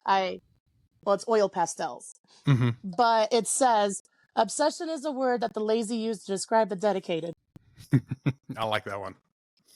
And it was actually, so when in high school, it was, we get these things called senior tiles. And so, you know, like tiles in the ceiling, the 3 foot by 3 foot. Yep. So I did that as my senior tile, and I actually have it on my cork board by my desk. So I see it there also. And so that reminds me of my younger self as well, to not quit. Because what happened to me, that's what it's like. They don't want me to keep competing anymore. They want me to quit. They don't want me around. They want me gone. And it's just like, no, keep fighting, keep going. Even though I keep getting daggers and spears and everything thrown at me, still going to show up. Even though I can have like, oh my gosh, no, I know I'm going on a side tangent, but like, you know how lifters always post how they have injuries and they're going to drop out, not compete? F all y'alls. So many competitions I've had injuries. I still lift and I still show up. I have like active bad injuries. I'll still lift in that competition. I'm not dropping out unless I'm crawling and I cannot do the lift like the rule book says. I'm going to show up. I'm not going to quit. I don't care. I will go. And all y'alls are haters. There's plenty, especially a certain country full of haters. I know who you are. And I just Can you give us a love clue? this. North of me, they say so much nasty shit about me. And I'm like, you don't even know me. And you're accusing me and putting words in other people's mouths. I'm like, ask the horse. And I'm like, or put yourself in my shoes of what happened to me and how would you feel?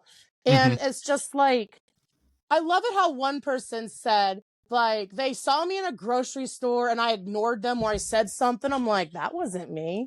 Like, you guys are like, people make up stuff.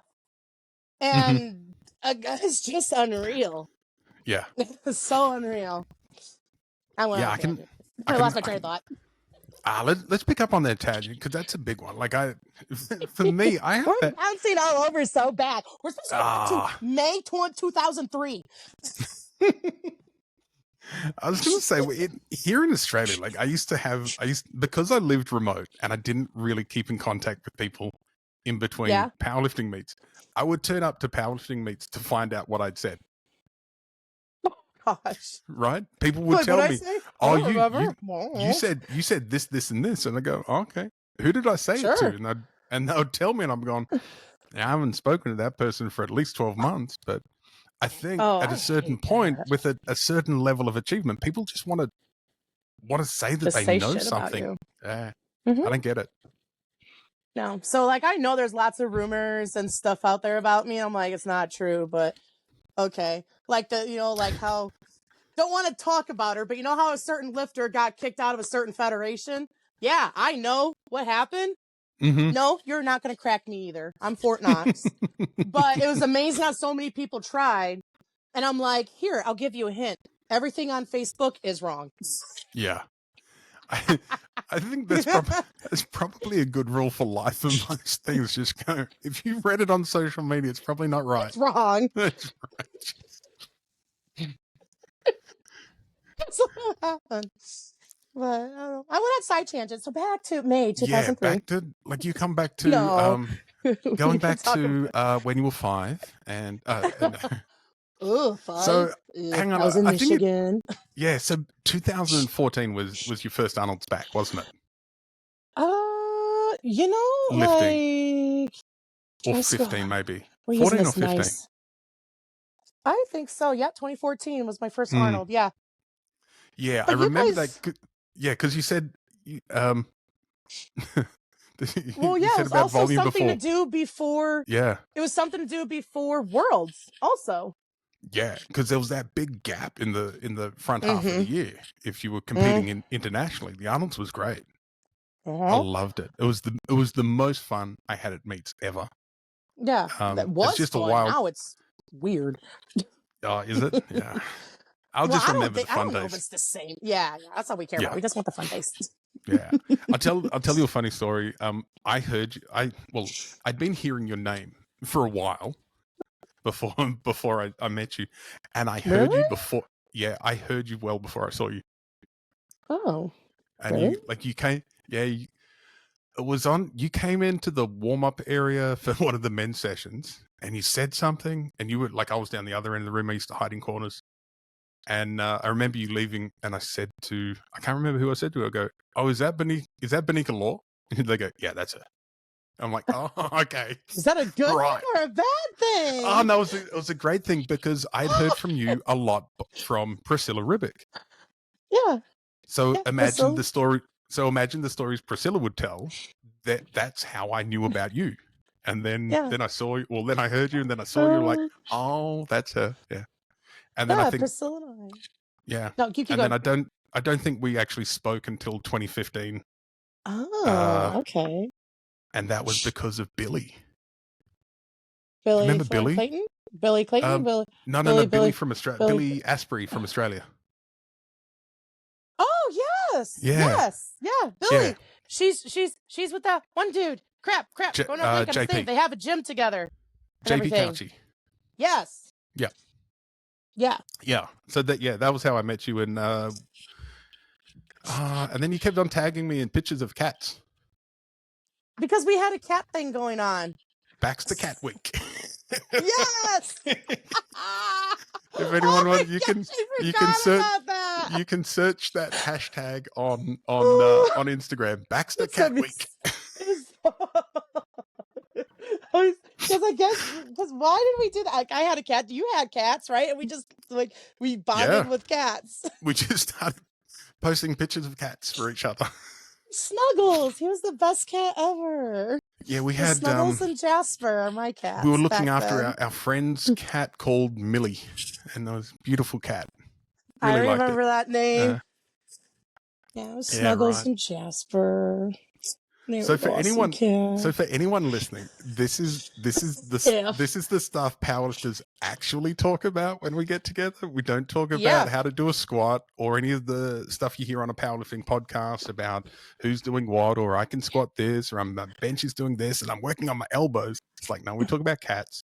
When I talk to Brad, we talk about ducks and things that we can shoot at. Okay, well, I don't do that. Right?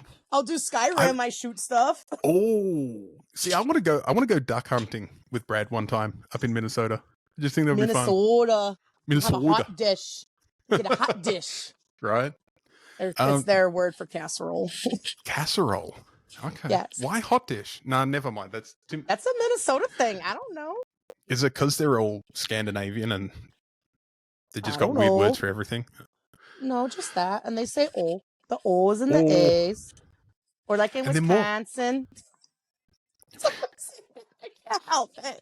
Is Wisconsin? They got the O's and A's also. When I catch a friend, I'm like, it's kind of like Chicago. Chicago. Yeah. Well, that's how a normal person would say it. Unless you're from Chicago. I'm from Michigan. Dude, I even had a guy around here recently, and he's like, where are you from? I'm like, what? I have an accent? And he's like, yeah, you're not from here. I'm like, so what do Nebraska. What do Nebraska people sound like then? I don't know. It's not the first time. It's because I think I talk crisper. I know, more crisp. And like, I'm from Michigan. I don't know. I just crisp with my words versus others. But that wasn't the first time. Some guy that was visiting the gym, he's like, you're not from Nebraska. I'm like, nope, I'm not claiming it. I just live here. Wow. So let's see if we can get back on track. I have no idea where we were. Okay. I don't know. Yeah, coming back into the big competition, and kind of touched on World Games. Do you want to talk about World Games? Which one? The one. The one I avoided the drug test when I got to the venue? No, and then I was drug tested afterwards? Yeah. Like, so I know I'll get backlash or whatever, but it's like, I'm telling the truth, the whole truth, and nothing but the truth will help me God. And I'm like, so if you don't want to believe the horse's mouth of what she went through, okay, then hopefully you're never on a jury or turn into a lawyer or whatever, or defend people, or I don't know, clog. Yeah. Your ears are full of earwax. So I obviously compete that. The goal was the gold. Yep. Duh. And so here's the thing. This is what started that people don't know. So what does a lifter do before they compete? You know, what's one of the things they do to get ready to compete when you train? Sorry, that was pretty open-ended, but you train. It was right? Train. Yep. You train. Okay. So we have a warm-up. We have a room to train, right? Yep. So it's open at XX time. It's open from blah to blah, access to all the athletes to be able to train. Okay. Is there any wrong in that? No, it's open for the athletes. Yep. I was denied access, and so were two other gentlemen. Oh, I know. See, people don't know this. I'm more open and violent now and will say, you're getting the hot news. Excellent. And I wanted to watch, so who is competing? I wanted to watch Taylor LaChapelle and Kimmy. I wanted to watch them lift. I'm very adamant on that. And so I made sure I got to the area early because I wanted to watch them. And pretty sure Jeff Douglas was with me. Oh, no, I don't think he was with me. Somebody was with me. Maybe it was Jeff, though. Mm-hmm. Part of me wants to say it was, but then part of me, no. I don't want to drag him in. But somebody was with me. It was Jeff. Okay, that's really bad. I don't remember that part. But like, because it's not a key factor, which is bad, but it's not a key factor. So yeah, okay, whatever. But The so important myself bit, someone and, was with you. yeah. Yeah. So myself and other athletes, we were denied access. It was closed. Why is it closed? It's open from this to this. We have the right to go in there. They were hosting an interview for a lifter. Yeah. So the World Games people, there was people, whatever, doing interviews and stuff. My interview was actually at a freaking gym off site. Okay. So I didn't interrupt any lifters. I'm being dramatic with my hand like this. Nah, I was somewhere off site doing my damn interview. Okay. And these guys loved me. We had a ball. The gym owner was great. I went to a gym. And like the gym owner like closed it down. That was really cool. I'm like, you don't need to close your gym. He's like, nah. It was actually a cool gym. It was like a personal training gym kind of thing. Yep. So like he just made sure he didn't have clients that time. Worked out great. But anyway, no, they were hosting an interview in our training room. And it's like, no, we need to train. I'm here for this time. Have your interviewers somewhere else. Yep. And then a certain human, trying not to, get in trouble too much here. So, you know who I'm talking about. You know, the human that you were talking about earlier? No, I'm not hinting. I'm not hinting. A round person. Fine. A round person from a different country, not American, male. There that's all you're going to get. I don't want to pin. I'll get in trouble if I'm too detailed. Yeah, don't say anything. That's enough. They said to me that, oh, you Americans, you're supposed to always get your way and do what you want and say what you want. And, and he muttered other stuff under his breath. And so so my attitude now is a lot different. I'm more blunt now than then. I wish I had my mouth now then. I wish I had my mouth now when I was 15. But obviously I changed over the years. But, I kind of stood up for myself. I'm like, well, it's not fair to myself and these other athletes who were warming up, want to get prepped. We want to lift and train and then go watch the competition. I want to watch. I want to be there and cheer for my teammates. That's what I want to do. Understandable. I'm being denied that. I'm being denied access. I know all these other lifters are going to say, no. So you're telling me that an interview is more important? No, I don't care. I don't care. Myself, imagine if there's 20 people outside waiting to get into this room for an interview. I think, you know what I'm saying, though? It's no. Yeah. I don't care. This is for the athletes, not interviews. I don't care. I don't care. And so eventually we got to go in there, and then we just had to be more hush-hush. Go somewhere else. I don't care. I don't care. I want to train. I came here. You're going to make me wait 2 hours, how long it is to... No. And so that's when the vendetta against me started, was because of that. Because I wanted access to train. And so... And then, compete day of course, butterflies, everything. Do the squats. Here, let's see. The bench. Oh my gosh, that bench was crap. It was so slippery, so cruddy. I was just like, but this round person, I'm pretty sure they were influencing. Obviously I got my squats, did what I had to do there. When it came to bench, I know I'm not like the best of the best benchers, but I do have a big, decent bench, right? And it was just funny. I'm holding it. So I didn't get my first lift, I think, is what happened. And I got on but my second, just holding it. I'm motionless. I'm not, I know I'm excellent for myself. Okay, I know big benchers, y'all will critique me and stuff. but I know for myself, I am spot on. And I got Jeff or James saying 3, 2, 1. I know I'm touching, and they know I'm touching. I'm motionless. Don't even say I bobble, because I do not. And I'm motionless. Where's my press command? Took forever to get my press command. I finally got it. And watch it. And then when I got off the platform, I'm like, man, that was a Joe Capolino hold. I screamed that. I did. Because you know Joe's been screwed over on bench. I'm like, yeah, giving me the Joe Capolino treatment. Okay, I see how this is. All right, let's go. Okay, third bench, got it. Yeah, here we go, whatever I did. And then here comes deadlifts. I've been working on deadlifts. I knew what I had to do. And, the second attempt, I actually wanted that to be in first place. But James was just like, let's just do enough, whatever it was. And then when it comes to the third attempt, James put in the number that I needed to win. Yep. And I did. And celebrate. I got it. I know it was a good lift. I was smiling at the top.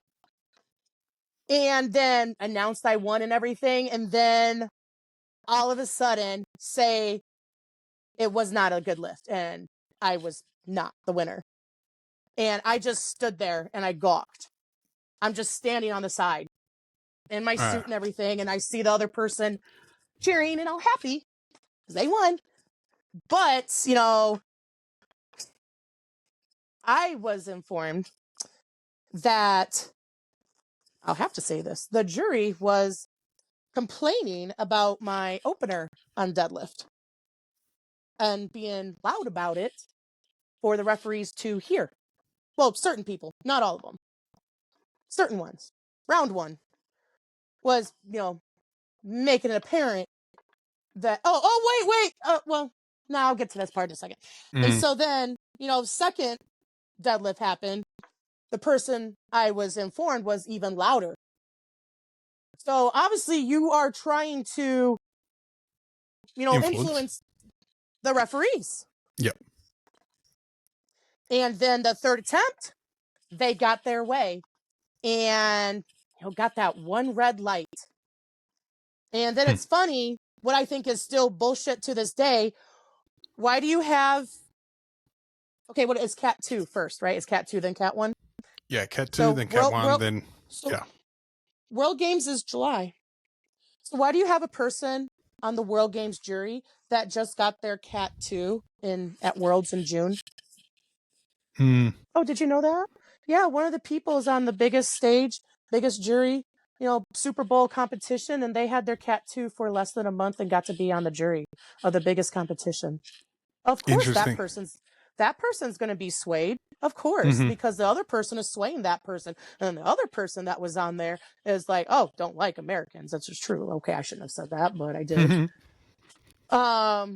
Vendetta against me. And there's no instant replay. Did you guys know that? Oh, no. There's no instant replay. There's none. You got the audience with all their videos, use theirs, but no instant replay. But that's when, everybody learned the rule of the unanimous thing. It's not all 5 agree. It's just 3 people, because this never happens. And of course it happened to me on my home soil, Alabama, USA, American win, take it away from her, make sure she lose. And, so when it was overturned, James immediately went over, did the writing thing, protest. Yep. Slap down the money. He don't care. He will. James, I should cry. This is how much James means to me. He is one of the most honorable, and Jeff, most honorable men in my life. And so they will fight for their lifters. And that's what they did for me. And so they slammed it down. And I'm just standing there in my suit and everything, just in awe of what's happening. I'm like, I can't believe this. Like, my heart was broken. Like, I literally, how in animes and everything, you see characters, how they just crumble or parts of them break. That's what happened. I literally, my spirit broke at that moment. It broke and just gone for the sport at that time. Like, I just couldn't believe it. And Gaston stormed up, and he actually was pulling referees from the sides that weren't even on the stage. He got the referees that were in the chairs, referees that were, behind the scenes, from the audience, corralled everybody to like, I guess, talk about the lift, I guess, to explain it. And the three just stood there like this and just wouldn't budge. No, bad lift, bad lift, bad lift. Why? Bad lift. They wouldn't give a reason. I still don't have a reason to this day why it was a bad lift. Why? Somebody please tell me. I even show people that don't even lift weights. I show them that video. They're like, what was wrong with that? Exactly. Because you didn't like how I wanted access to that weight room to lift the day prior and influencing, screwing me over of long holds. And I know people think you're just saying this, being crazy. Like, no, when this wasn't happening to other people, this wasn't going on with others. This was towards me. I'm being personally attacked. And when this one jury member, when he had to overturn my lift, he said that was the hardest decision he ever had to do in his 30 plus years of his career in powerlifting. And his gut, that was the most wrongful thing that was ever done in his career. Ever. And he had to do that to me. And he knew it was wrong, but there's nothing that he could do when he knew it was a good lift, because he was the most senior at one, blah, blah, blah. He had to turn it in. And he knew it. And so then I didn't even want to go on that platform because of what happened. And I only went on that platform because of my squat record. That was the only reason why I went out there. I did not care if I was going to be disqualified. I could care less. I didn't care, but I only went out there for my squat record. Only reason. Only reason why. And then, like, oh, I almost wiped out my contacts. Did I? Nope, I didn't. And I had to get dressed to go out there for the stupid podium. And, I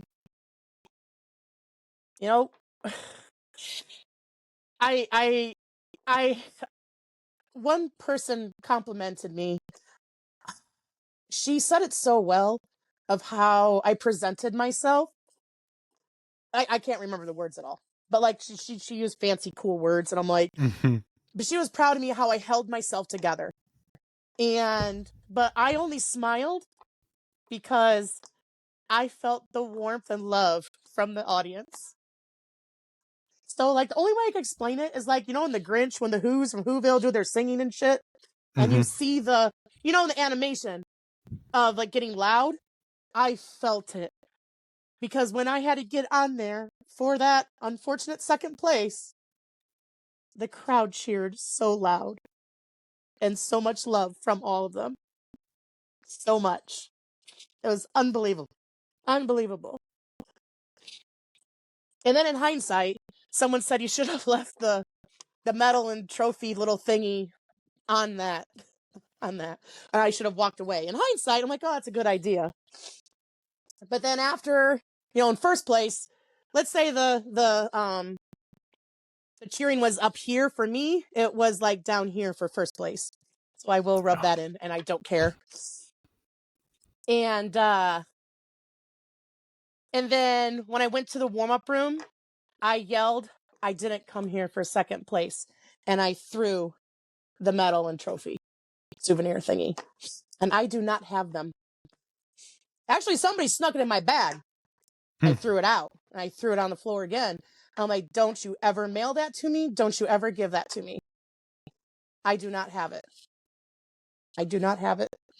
Neither from that day. But that's what happened. And I know people will shame me or whatever they want. Fine. And then it's not nice to say, but it's just like, fine, I hope it happens to you to see how I feel. It's not nice, but it's like the only way of like the hurt is like when someone passes away or a divorce, that pain. Yeah. And that pain, well, I went through divorce. That doesn't sting. I don't give a shit, honestly. But but obviously you could tell I can still cry to this day because they broke my spirit and mentally messed me up so much from that day. And like I said, I hope it not you, but like, you know, like all the mean people out there, I'm like, I hope it happens to you. And then you'll understand the pain, and then maybe, you know, maybe you'll think twice or recognize what happened and what was wrong. Wrongfully done. The number one most wrongful thing done to an athlete of all federations of all decades of this sport happened to me.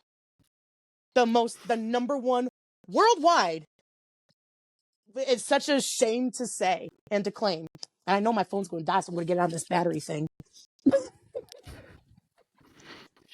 I'm going to charge it. Go try to charge here. Ooh, can I tilt myself upside down? No. Wow, spinning out. I know it's going to die. No, you're still going to talk to me. You can't leave me. Hold on. We're going to keep going. Where is my... Oh, there it is. I was trying to figure out the lock thing. There we go. Try to keep this going. Oh, there you go. Now you're back. I am. Yeah, listen. I want to. There's a few things. First of all, number one, thank you for being so vulnerable. Like, because I have no shame. I remember speaking to you at the time, and you know, you were like properly devastated. Yes, and so it's easier now than then. So to relive 100%. That and to retell the story, like I really appreciate that you're willing to go there, and I hope people listening really appreciate what you just did. Yeah, because it's amazing. What happened? Yeah. No, I couldn't. It was like I said, I still cry to this day. Like, look at them, make us messed up. You know, now I'm in different light over here. But it took a long time to even parts of that story I couldn't do. I would choke and I couldn't explain or say or do. Like, it was impossible for me. But like now I'm like, I'm okay. Like, obviously I'm still going to cry and choke up, but it's not like what it was before. Nothing to what it was before. And it's much better now. Still sucks.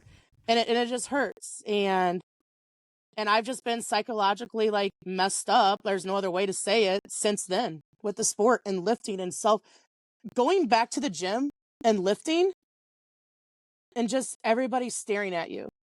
It was so hard to train. And everybody, like, even newbies try to critique me and tell me what to do and how to lift. Like, everybody's trying to, it was so overwhelming. And I didn't even want to lift. I didn't want to train because I'm like, stop staring at me. Stop looking at me. Stop trying to throw in your 2 cents. I don't want it.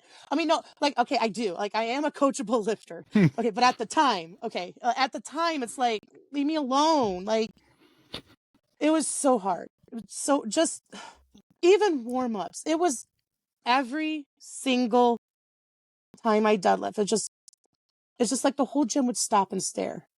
They did. Mm-hmm. It did happen. Yeah. It was so hard. I can imagine. It's so hard. And obviously, like, this is different asking, okay? But like at the time, just being asked by everybody and you have to like explain it every time. And it was just so hard.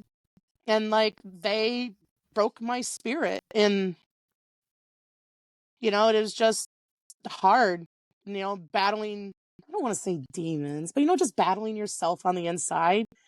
And I was like, what if I did this? What if I did that? What if? There's no what ifs. It was a good lift and you took away a good lift. It's not like these high squatters that you see or people with their butt off the bench that are blatant. I didn't do anything wrong. And you still can't even say to this day why it was a bad lift. You cannot. Like, no one can say, you know. It's just mad. It's hard. It's just mad. It's hard. It's, like I said, they So like since then, it's just my spirit is just like having to slowly rekindle, believe it or not. You know, and so I love it. I know there's people that say, oh, she quit lifting. She's retired. Oh, she's washed up. Oh, she's done. No, I'm just battling the emotional trauma that there we go. That's the word I want to say. The emotional trauma that I went through. You haven't gone through it. And it's hard. Of all it's just like your team for the Super Bowl. They win. They got the confetti. Never mind. Them referees. Oh, sorry. That person was out of bounds. Sorry. Well, there was no replay, but we decided, you know, we're not looking at no video or anything, but they were out of bounds. Sorry, the other team won. Just an impression we had at the time. Just did you know there was no replay? No instant replay for that whole competition? I knew that. Yeah, but a lot of other people probably didn't know. No. Yeah, no that was kept very quiet. Yeah, no replay, no nothing. All right, it's a hard one. It's okay. Yeah. I said, I'm better now than then. And it's a lot of time between then and now as well. I know it took a long time. Yeah. I know it definitely took a year to like be, I guess, slowly open up to people more about it. Yeah. I don't know. I gave you the most detail and sassiness with it out of anybody. I would expect nothing less. And if you didn't give me that, I would be mad with you. We'd be having words. But yeah, I do really appreciate it. I think it's important that people get a chance to tell their story about this, because let's face it, a lot of people wanted to tell your story for you and tell you what your story should have been. And I don't think that's right. And I want to hear it from you, and I want other people to have the opportunity to hear directly from you, because you deserve to be heard about this. Yeah. From the horse's mouth. That's how to say, if people know that saying, you know. So how do you rekindle then? How have you been rekindling to find that joy in lifting again? Well, then I bombed out a year later, so that didn't help. No. But honestly, I didn't cry.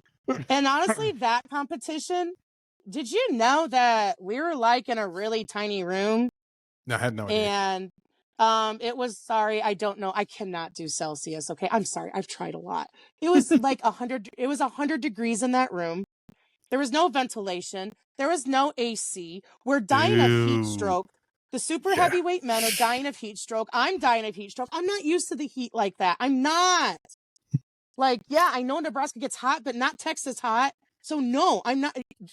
Our gentleman, super heavyweight guy, he was dying. He didn't go out on his third squat.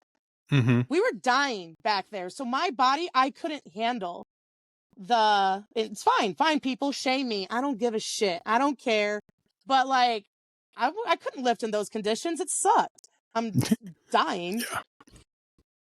And I'm sorry, the stupid special, 8 lifter, special session, and we get screwed over and we only get 7 minutes in between our, it's not equal opportunity like other lifters. And you're breaking the rules. You're breaking the rule book.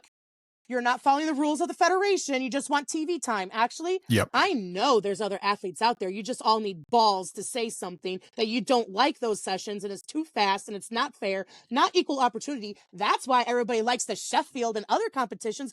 Oh, they follow the rules and have 10 to 12 people in a session. And they actually try to pad it so lifters can have a longer break in between. Oh, that's why lifters do so well and love those competitions, but they hate the certain one that you have to qualify for to get to those big competitions. I just have big old balls and I will say it.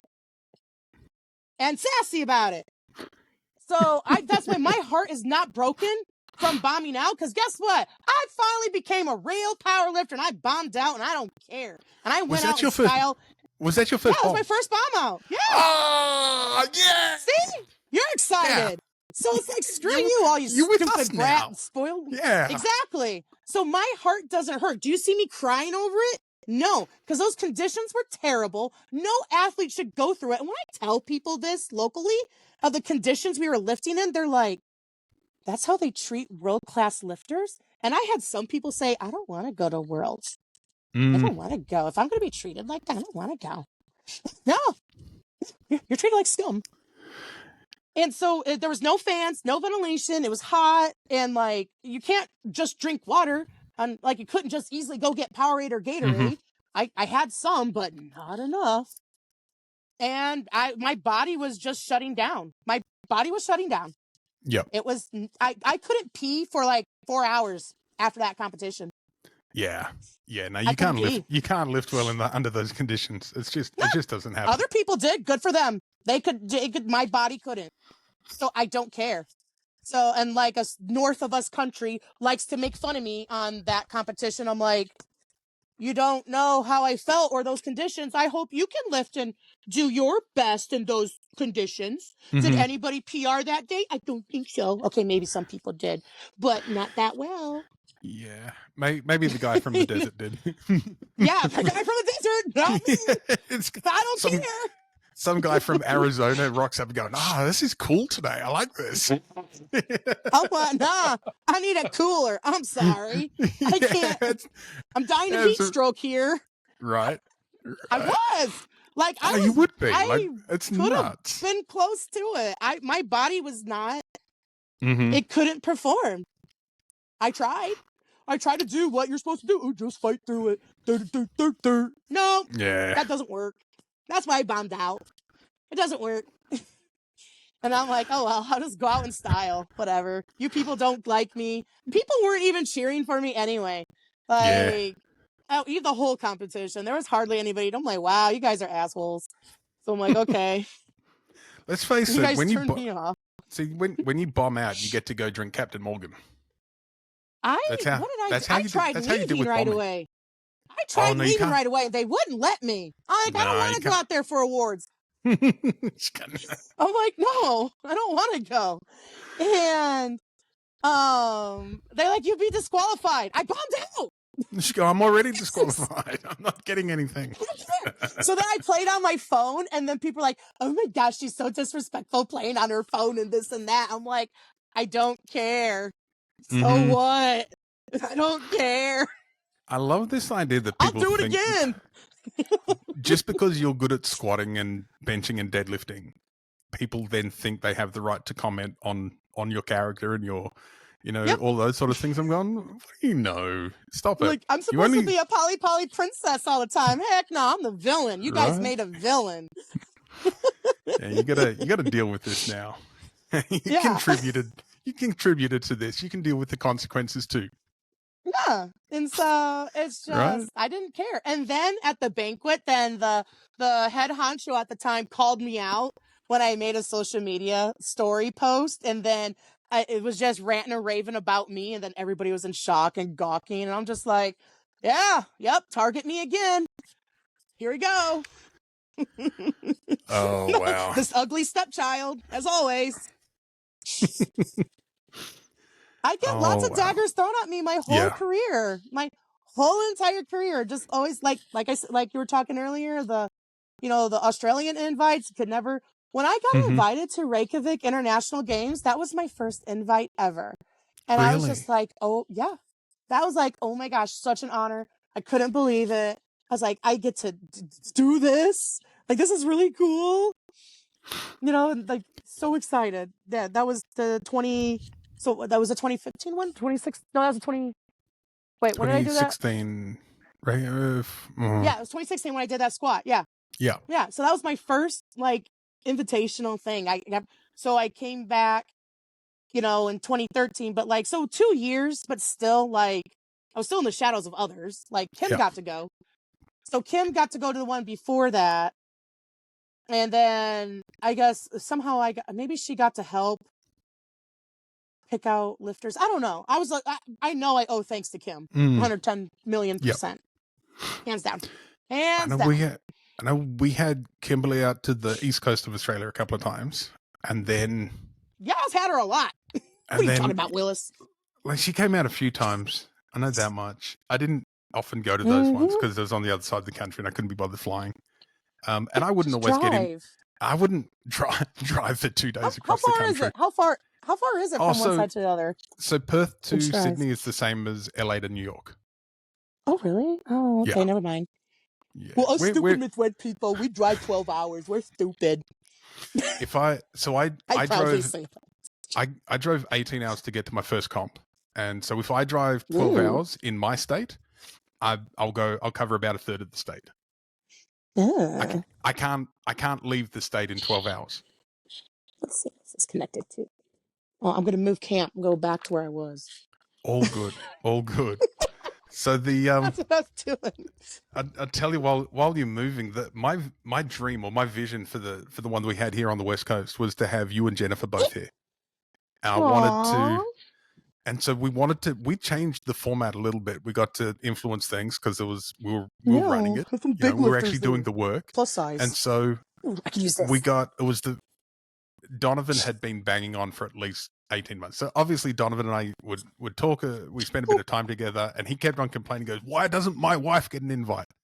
And so really the whole point of one of the advantages of inviting Jennifer was that I got to hang out with Donovan for a week. So we're like, so we're like, it was a lot of the invites was me trying to hang out with my friends. That's why we said, can we have Blaine instead of Ray? Because Wills is like, no, we want Ray Williams. I'm going, can't we have Blaine? I miss him, and I just want to spend some time. I want him to. I want to show my little friend around my city and take him sightseeing and doing all that. Little. Well, I was big. I'm kidding. I was bigger than him, so he's little. Oh, he's younger than me, and I was bigger, so he's my little brother.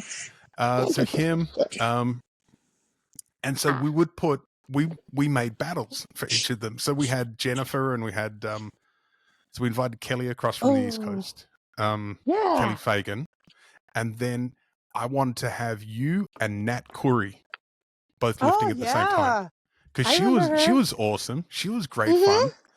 But once again, and I'll be controversial. The optics on that didn't gel with what. No, with what was patooties. Cool, yeah. But I'm thinking patooties. You and Nat up on the stage going, Nat would come out, squat something massive. You would come out, squat something even bigger, and just shame all of these skinny little dudes with abs, thinking that they're tough and strong. Yeah. Watching these two women just squat 1,000,000 pounds is like, that would have been epic. I get it. Just lift. And that reminds me, remember back in the day, there was the competitions of like Powerlifting Unite? Oh, yeah. It was a USA thing. Yeah. See, I remember that. Old school, gee. Yeah, it didn't matter what federation you were. So like the Kern was trying to do that. That was their version, the Kern. Remember that? Oh, Jesus. Yeah, see, how making you think.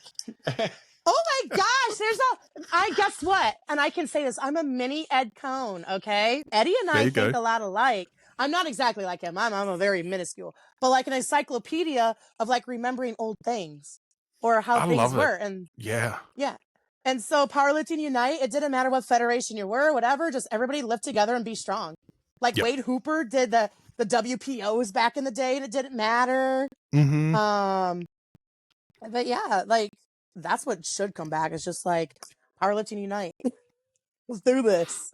I met a gym owner here in Perth yesterday. He saw one of my social media pieces about my dissatisfaction with the IPF. So he reached out and we were having a chat. And he wants a kind of a version. What he was talking about was basically Powerlifting Unite, but a modern version of it. Yeah. And it would just.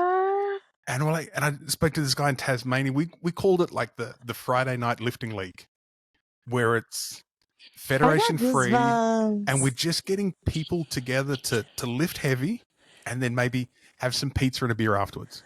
And that's what we want. Just everyone. Some cider though, or soju. Oh, whatever. We'll have a bar for you. We'll have options. Don't worry. Okay. I'm just a beer person, okay? Well, neither am I. I say beer because I'm Australian and I'm meant to. Well, I like cider and yogurt soju. I love yogurt soju. I like water. I like water and coffee. I'm really boring. I love that too. My coffee cup. My coffee cup's not nearby. So here we go. Somewhere. I don't see it. This is my Salt Lick Barbecue. I love this. That's We'll get to it. cute. We're coming up 2 hours, so we might finish up. But this is No, this is you're the supposed to ask person I want to. questions. I'm gonna get you to talk about this person. Who do you think bought me this cot? I'll say it's Dobbins. Ah, right Scott state, Dobbins. Sorry. right state, Oh, wrong well. city. Wait, Go huh? a little, Huh? about a few hours from where Dobbins live. Randy Earl. Oh, duh. Yeah, so this is a present Well, from I Randy. didn't think of him with barbecue. Like Yeah, barbecue, right. it's Scott Dobbins. Scott That was the Dobbins. first thing. So I'm like, who else is barbecue in Texas? Oh, Ugh. no. He doesn't barbecue. We just went out and ate and drank, eating and drinking and making friends with Randy Earl. Yeah, you were here in the States whenever Bench Worlds was. I just didn't go down. I don't know why. Oh, that's I right. didn't.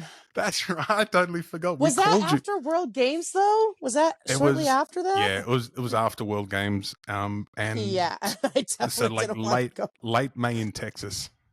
Oh, yeah, it's still after it. Yeah. It was don't know hot why. as hell as well. It was terrible weather, but it was Oh, good yeah, drink. it's hot in Texas. They Yeah. all want me to move down there, and I'm like, no. No, don't do Wisconsin that. people can move up here. No, it's too cold. I Just- want to stay in the middle belt somewhere. Too cold, too hot. Yeah, I totally forgot we called you when we were really drunk at this outdoor bar. We're That having was freaking great. it was awesome. I loved it.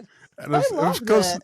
I love hanging out with Rebecca and Randy because like Rebecca just takes charge and me and Randy get to act like children. Yeah, which is fine. And She's the yeah. babysitter. She's the mom. Yeah, It's fine. we know our roles.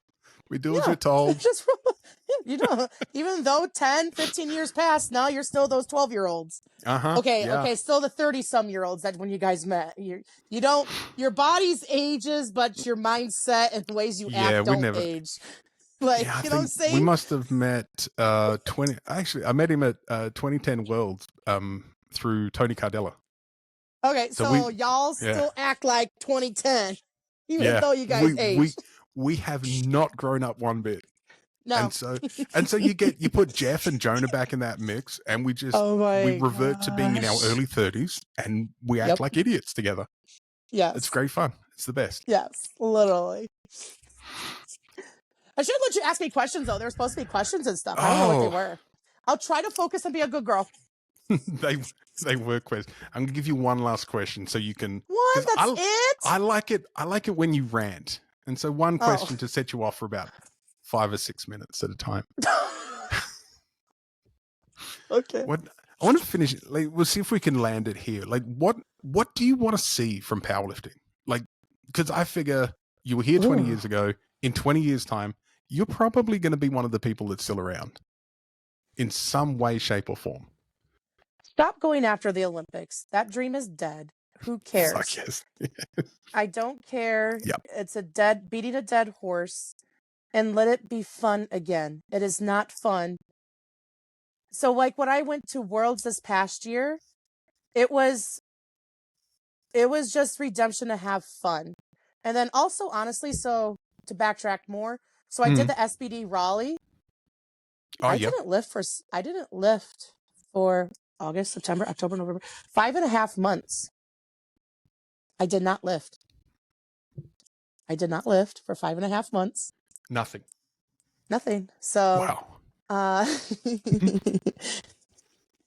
So that was 24, right? Yeah.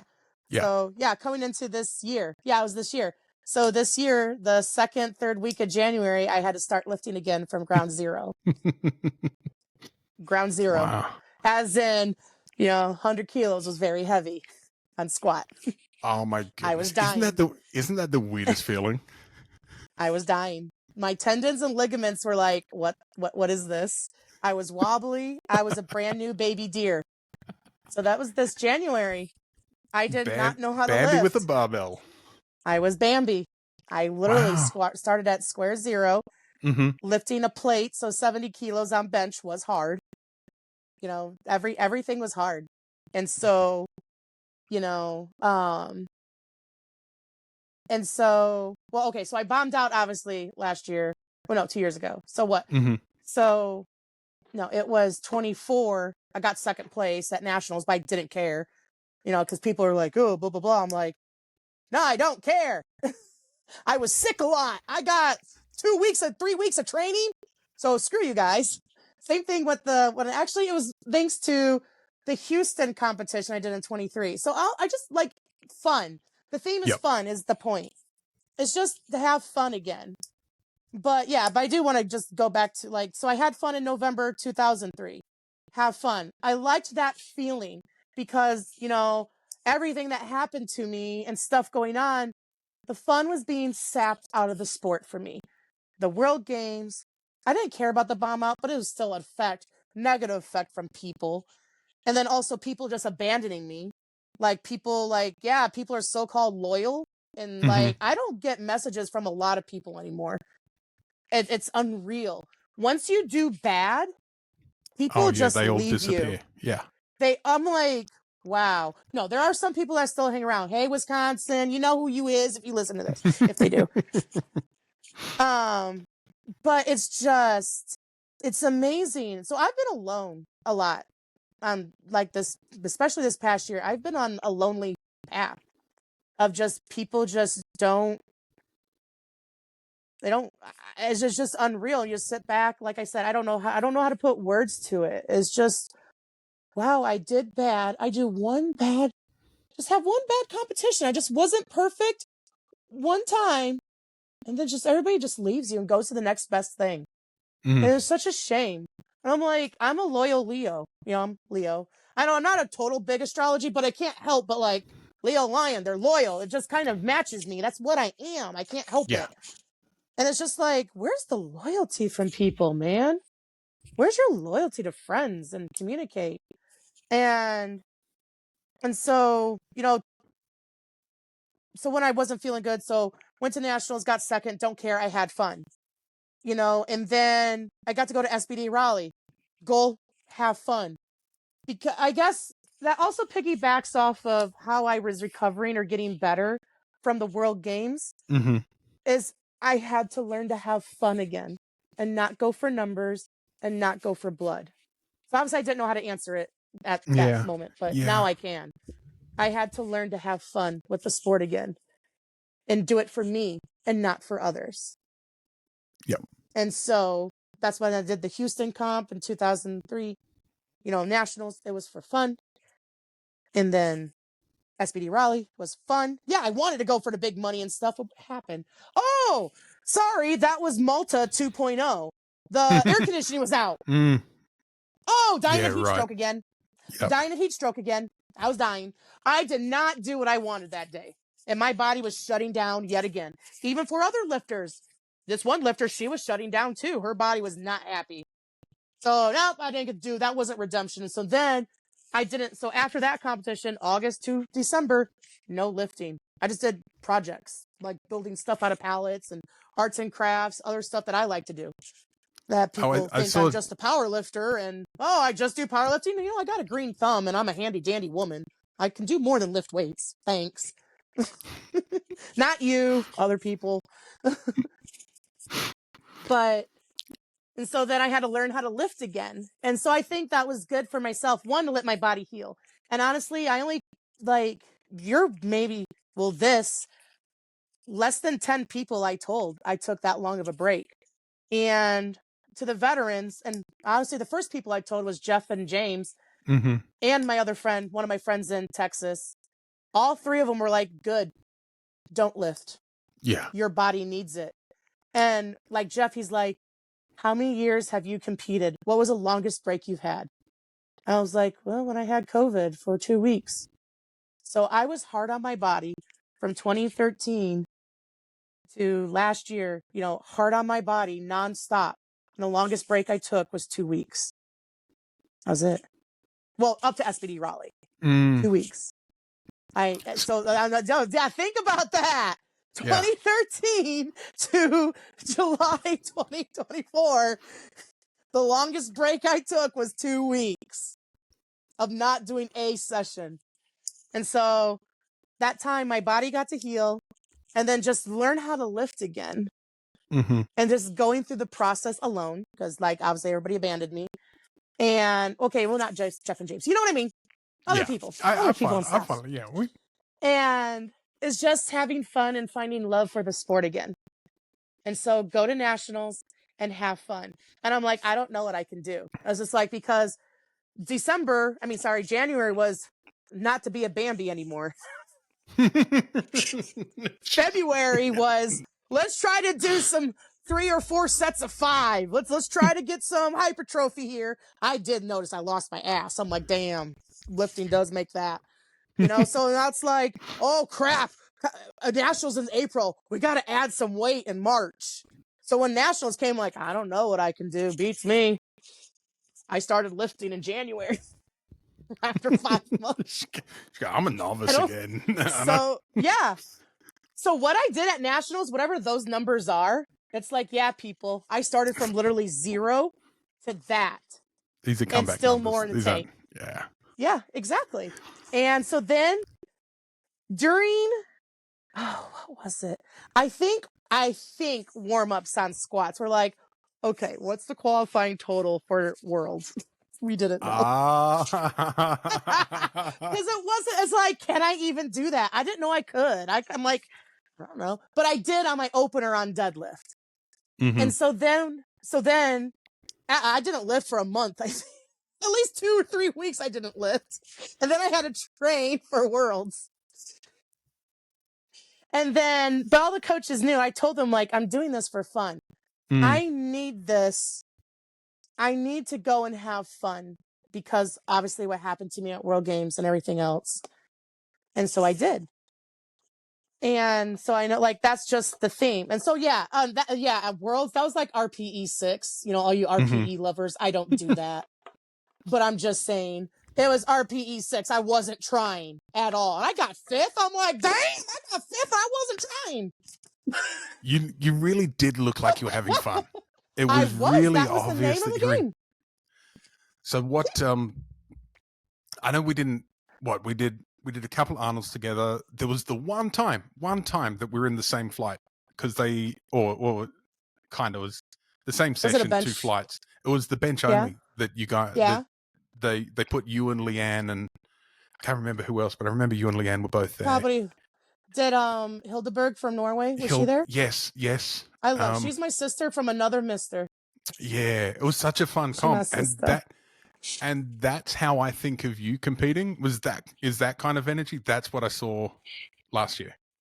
And that's what I want to keep going because it was getting lost over these years. Please keep it, because that's what we love about you. That's what's most attractive is that joy when you lift. You just beam. Like for me, 2016, watching you squat 600, afterwards, it's just a glow that you give off. Like everybody wants to be around you because oh no, she dropped out. Well, I will describe the end of it and then we'll finish it. Oh, she's back. I think she's making. We'll give her a couple of seconds. This is technical difficulties. But anyway, so my big thing about Benika was that she was the first woman to squat 600 pounds, drug-free and raw in official competition, and it was amazing. What was most amazing about it and what I loved about what lifting with Benika and watching her lift is that overwhelming joy that she gives to everything. Seeing her go through what she has been through over the last few years and seeing that joy just drained from her and taken away by people that want to gatekeep the sport and tell people what to do was really distressing. And so to see her now back on the platform and just exuding joy and putting kindness and fun and laughter back into everything is really exciting to watch. So I hope people would from here check out what Benika's doing. Follow her on Instagram. She's a Bubbly Powerlifter. She's a hell of a person. And so I hope you enjoyed this episode. We'll catch you next time.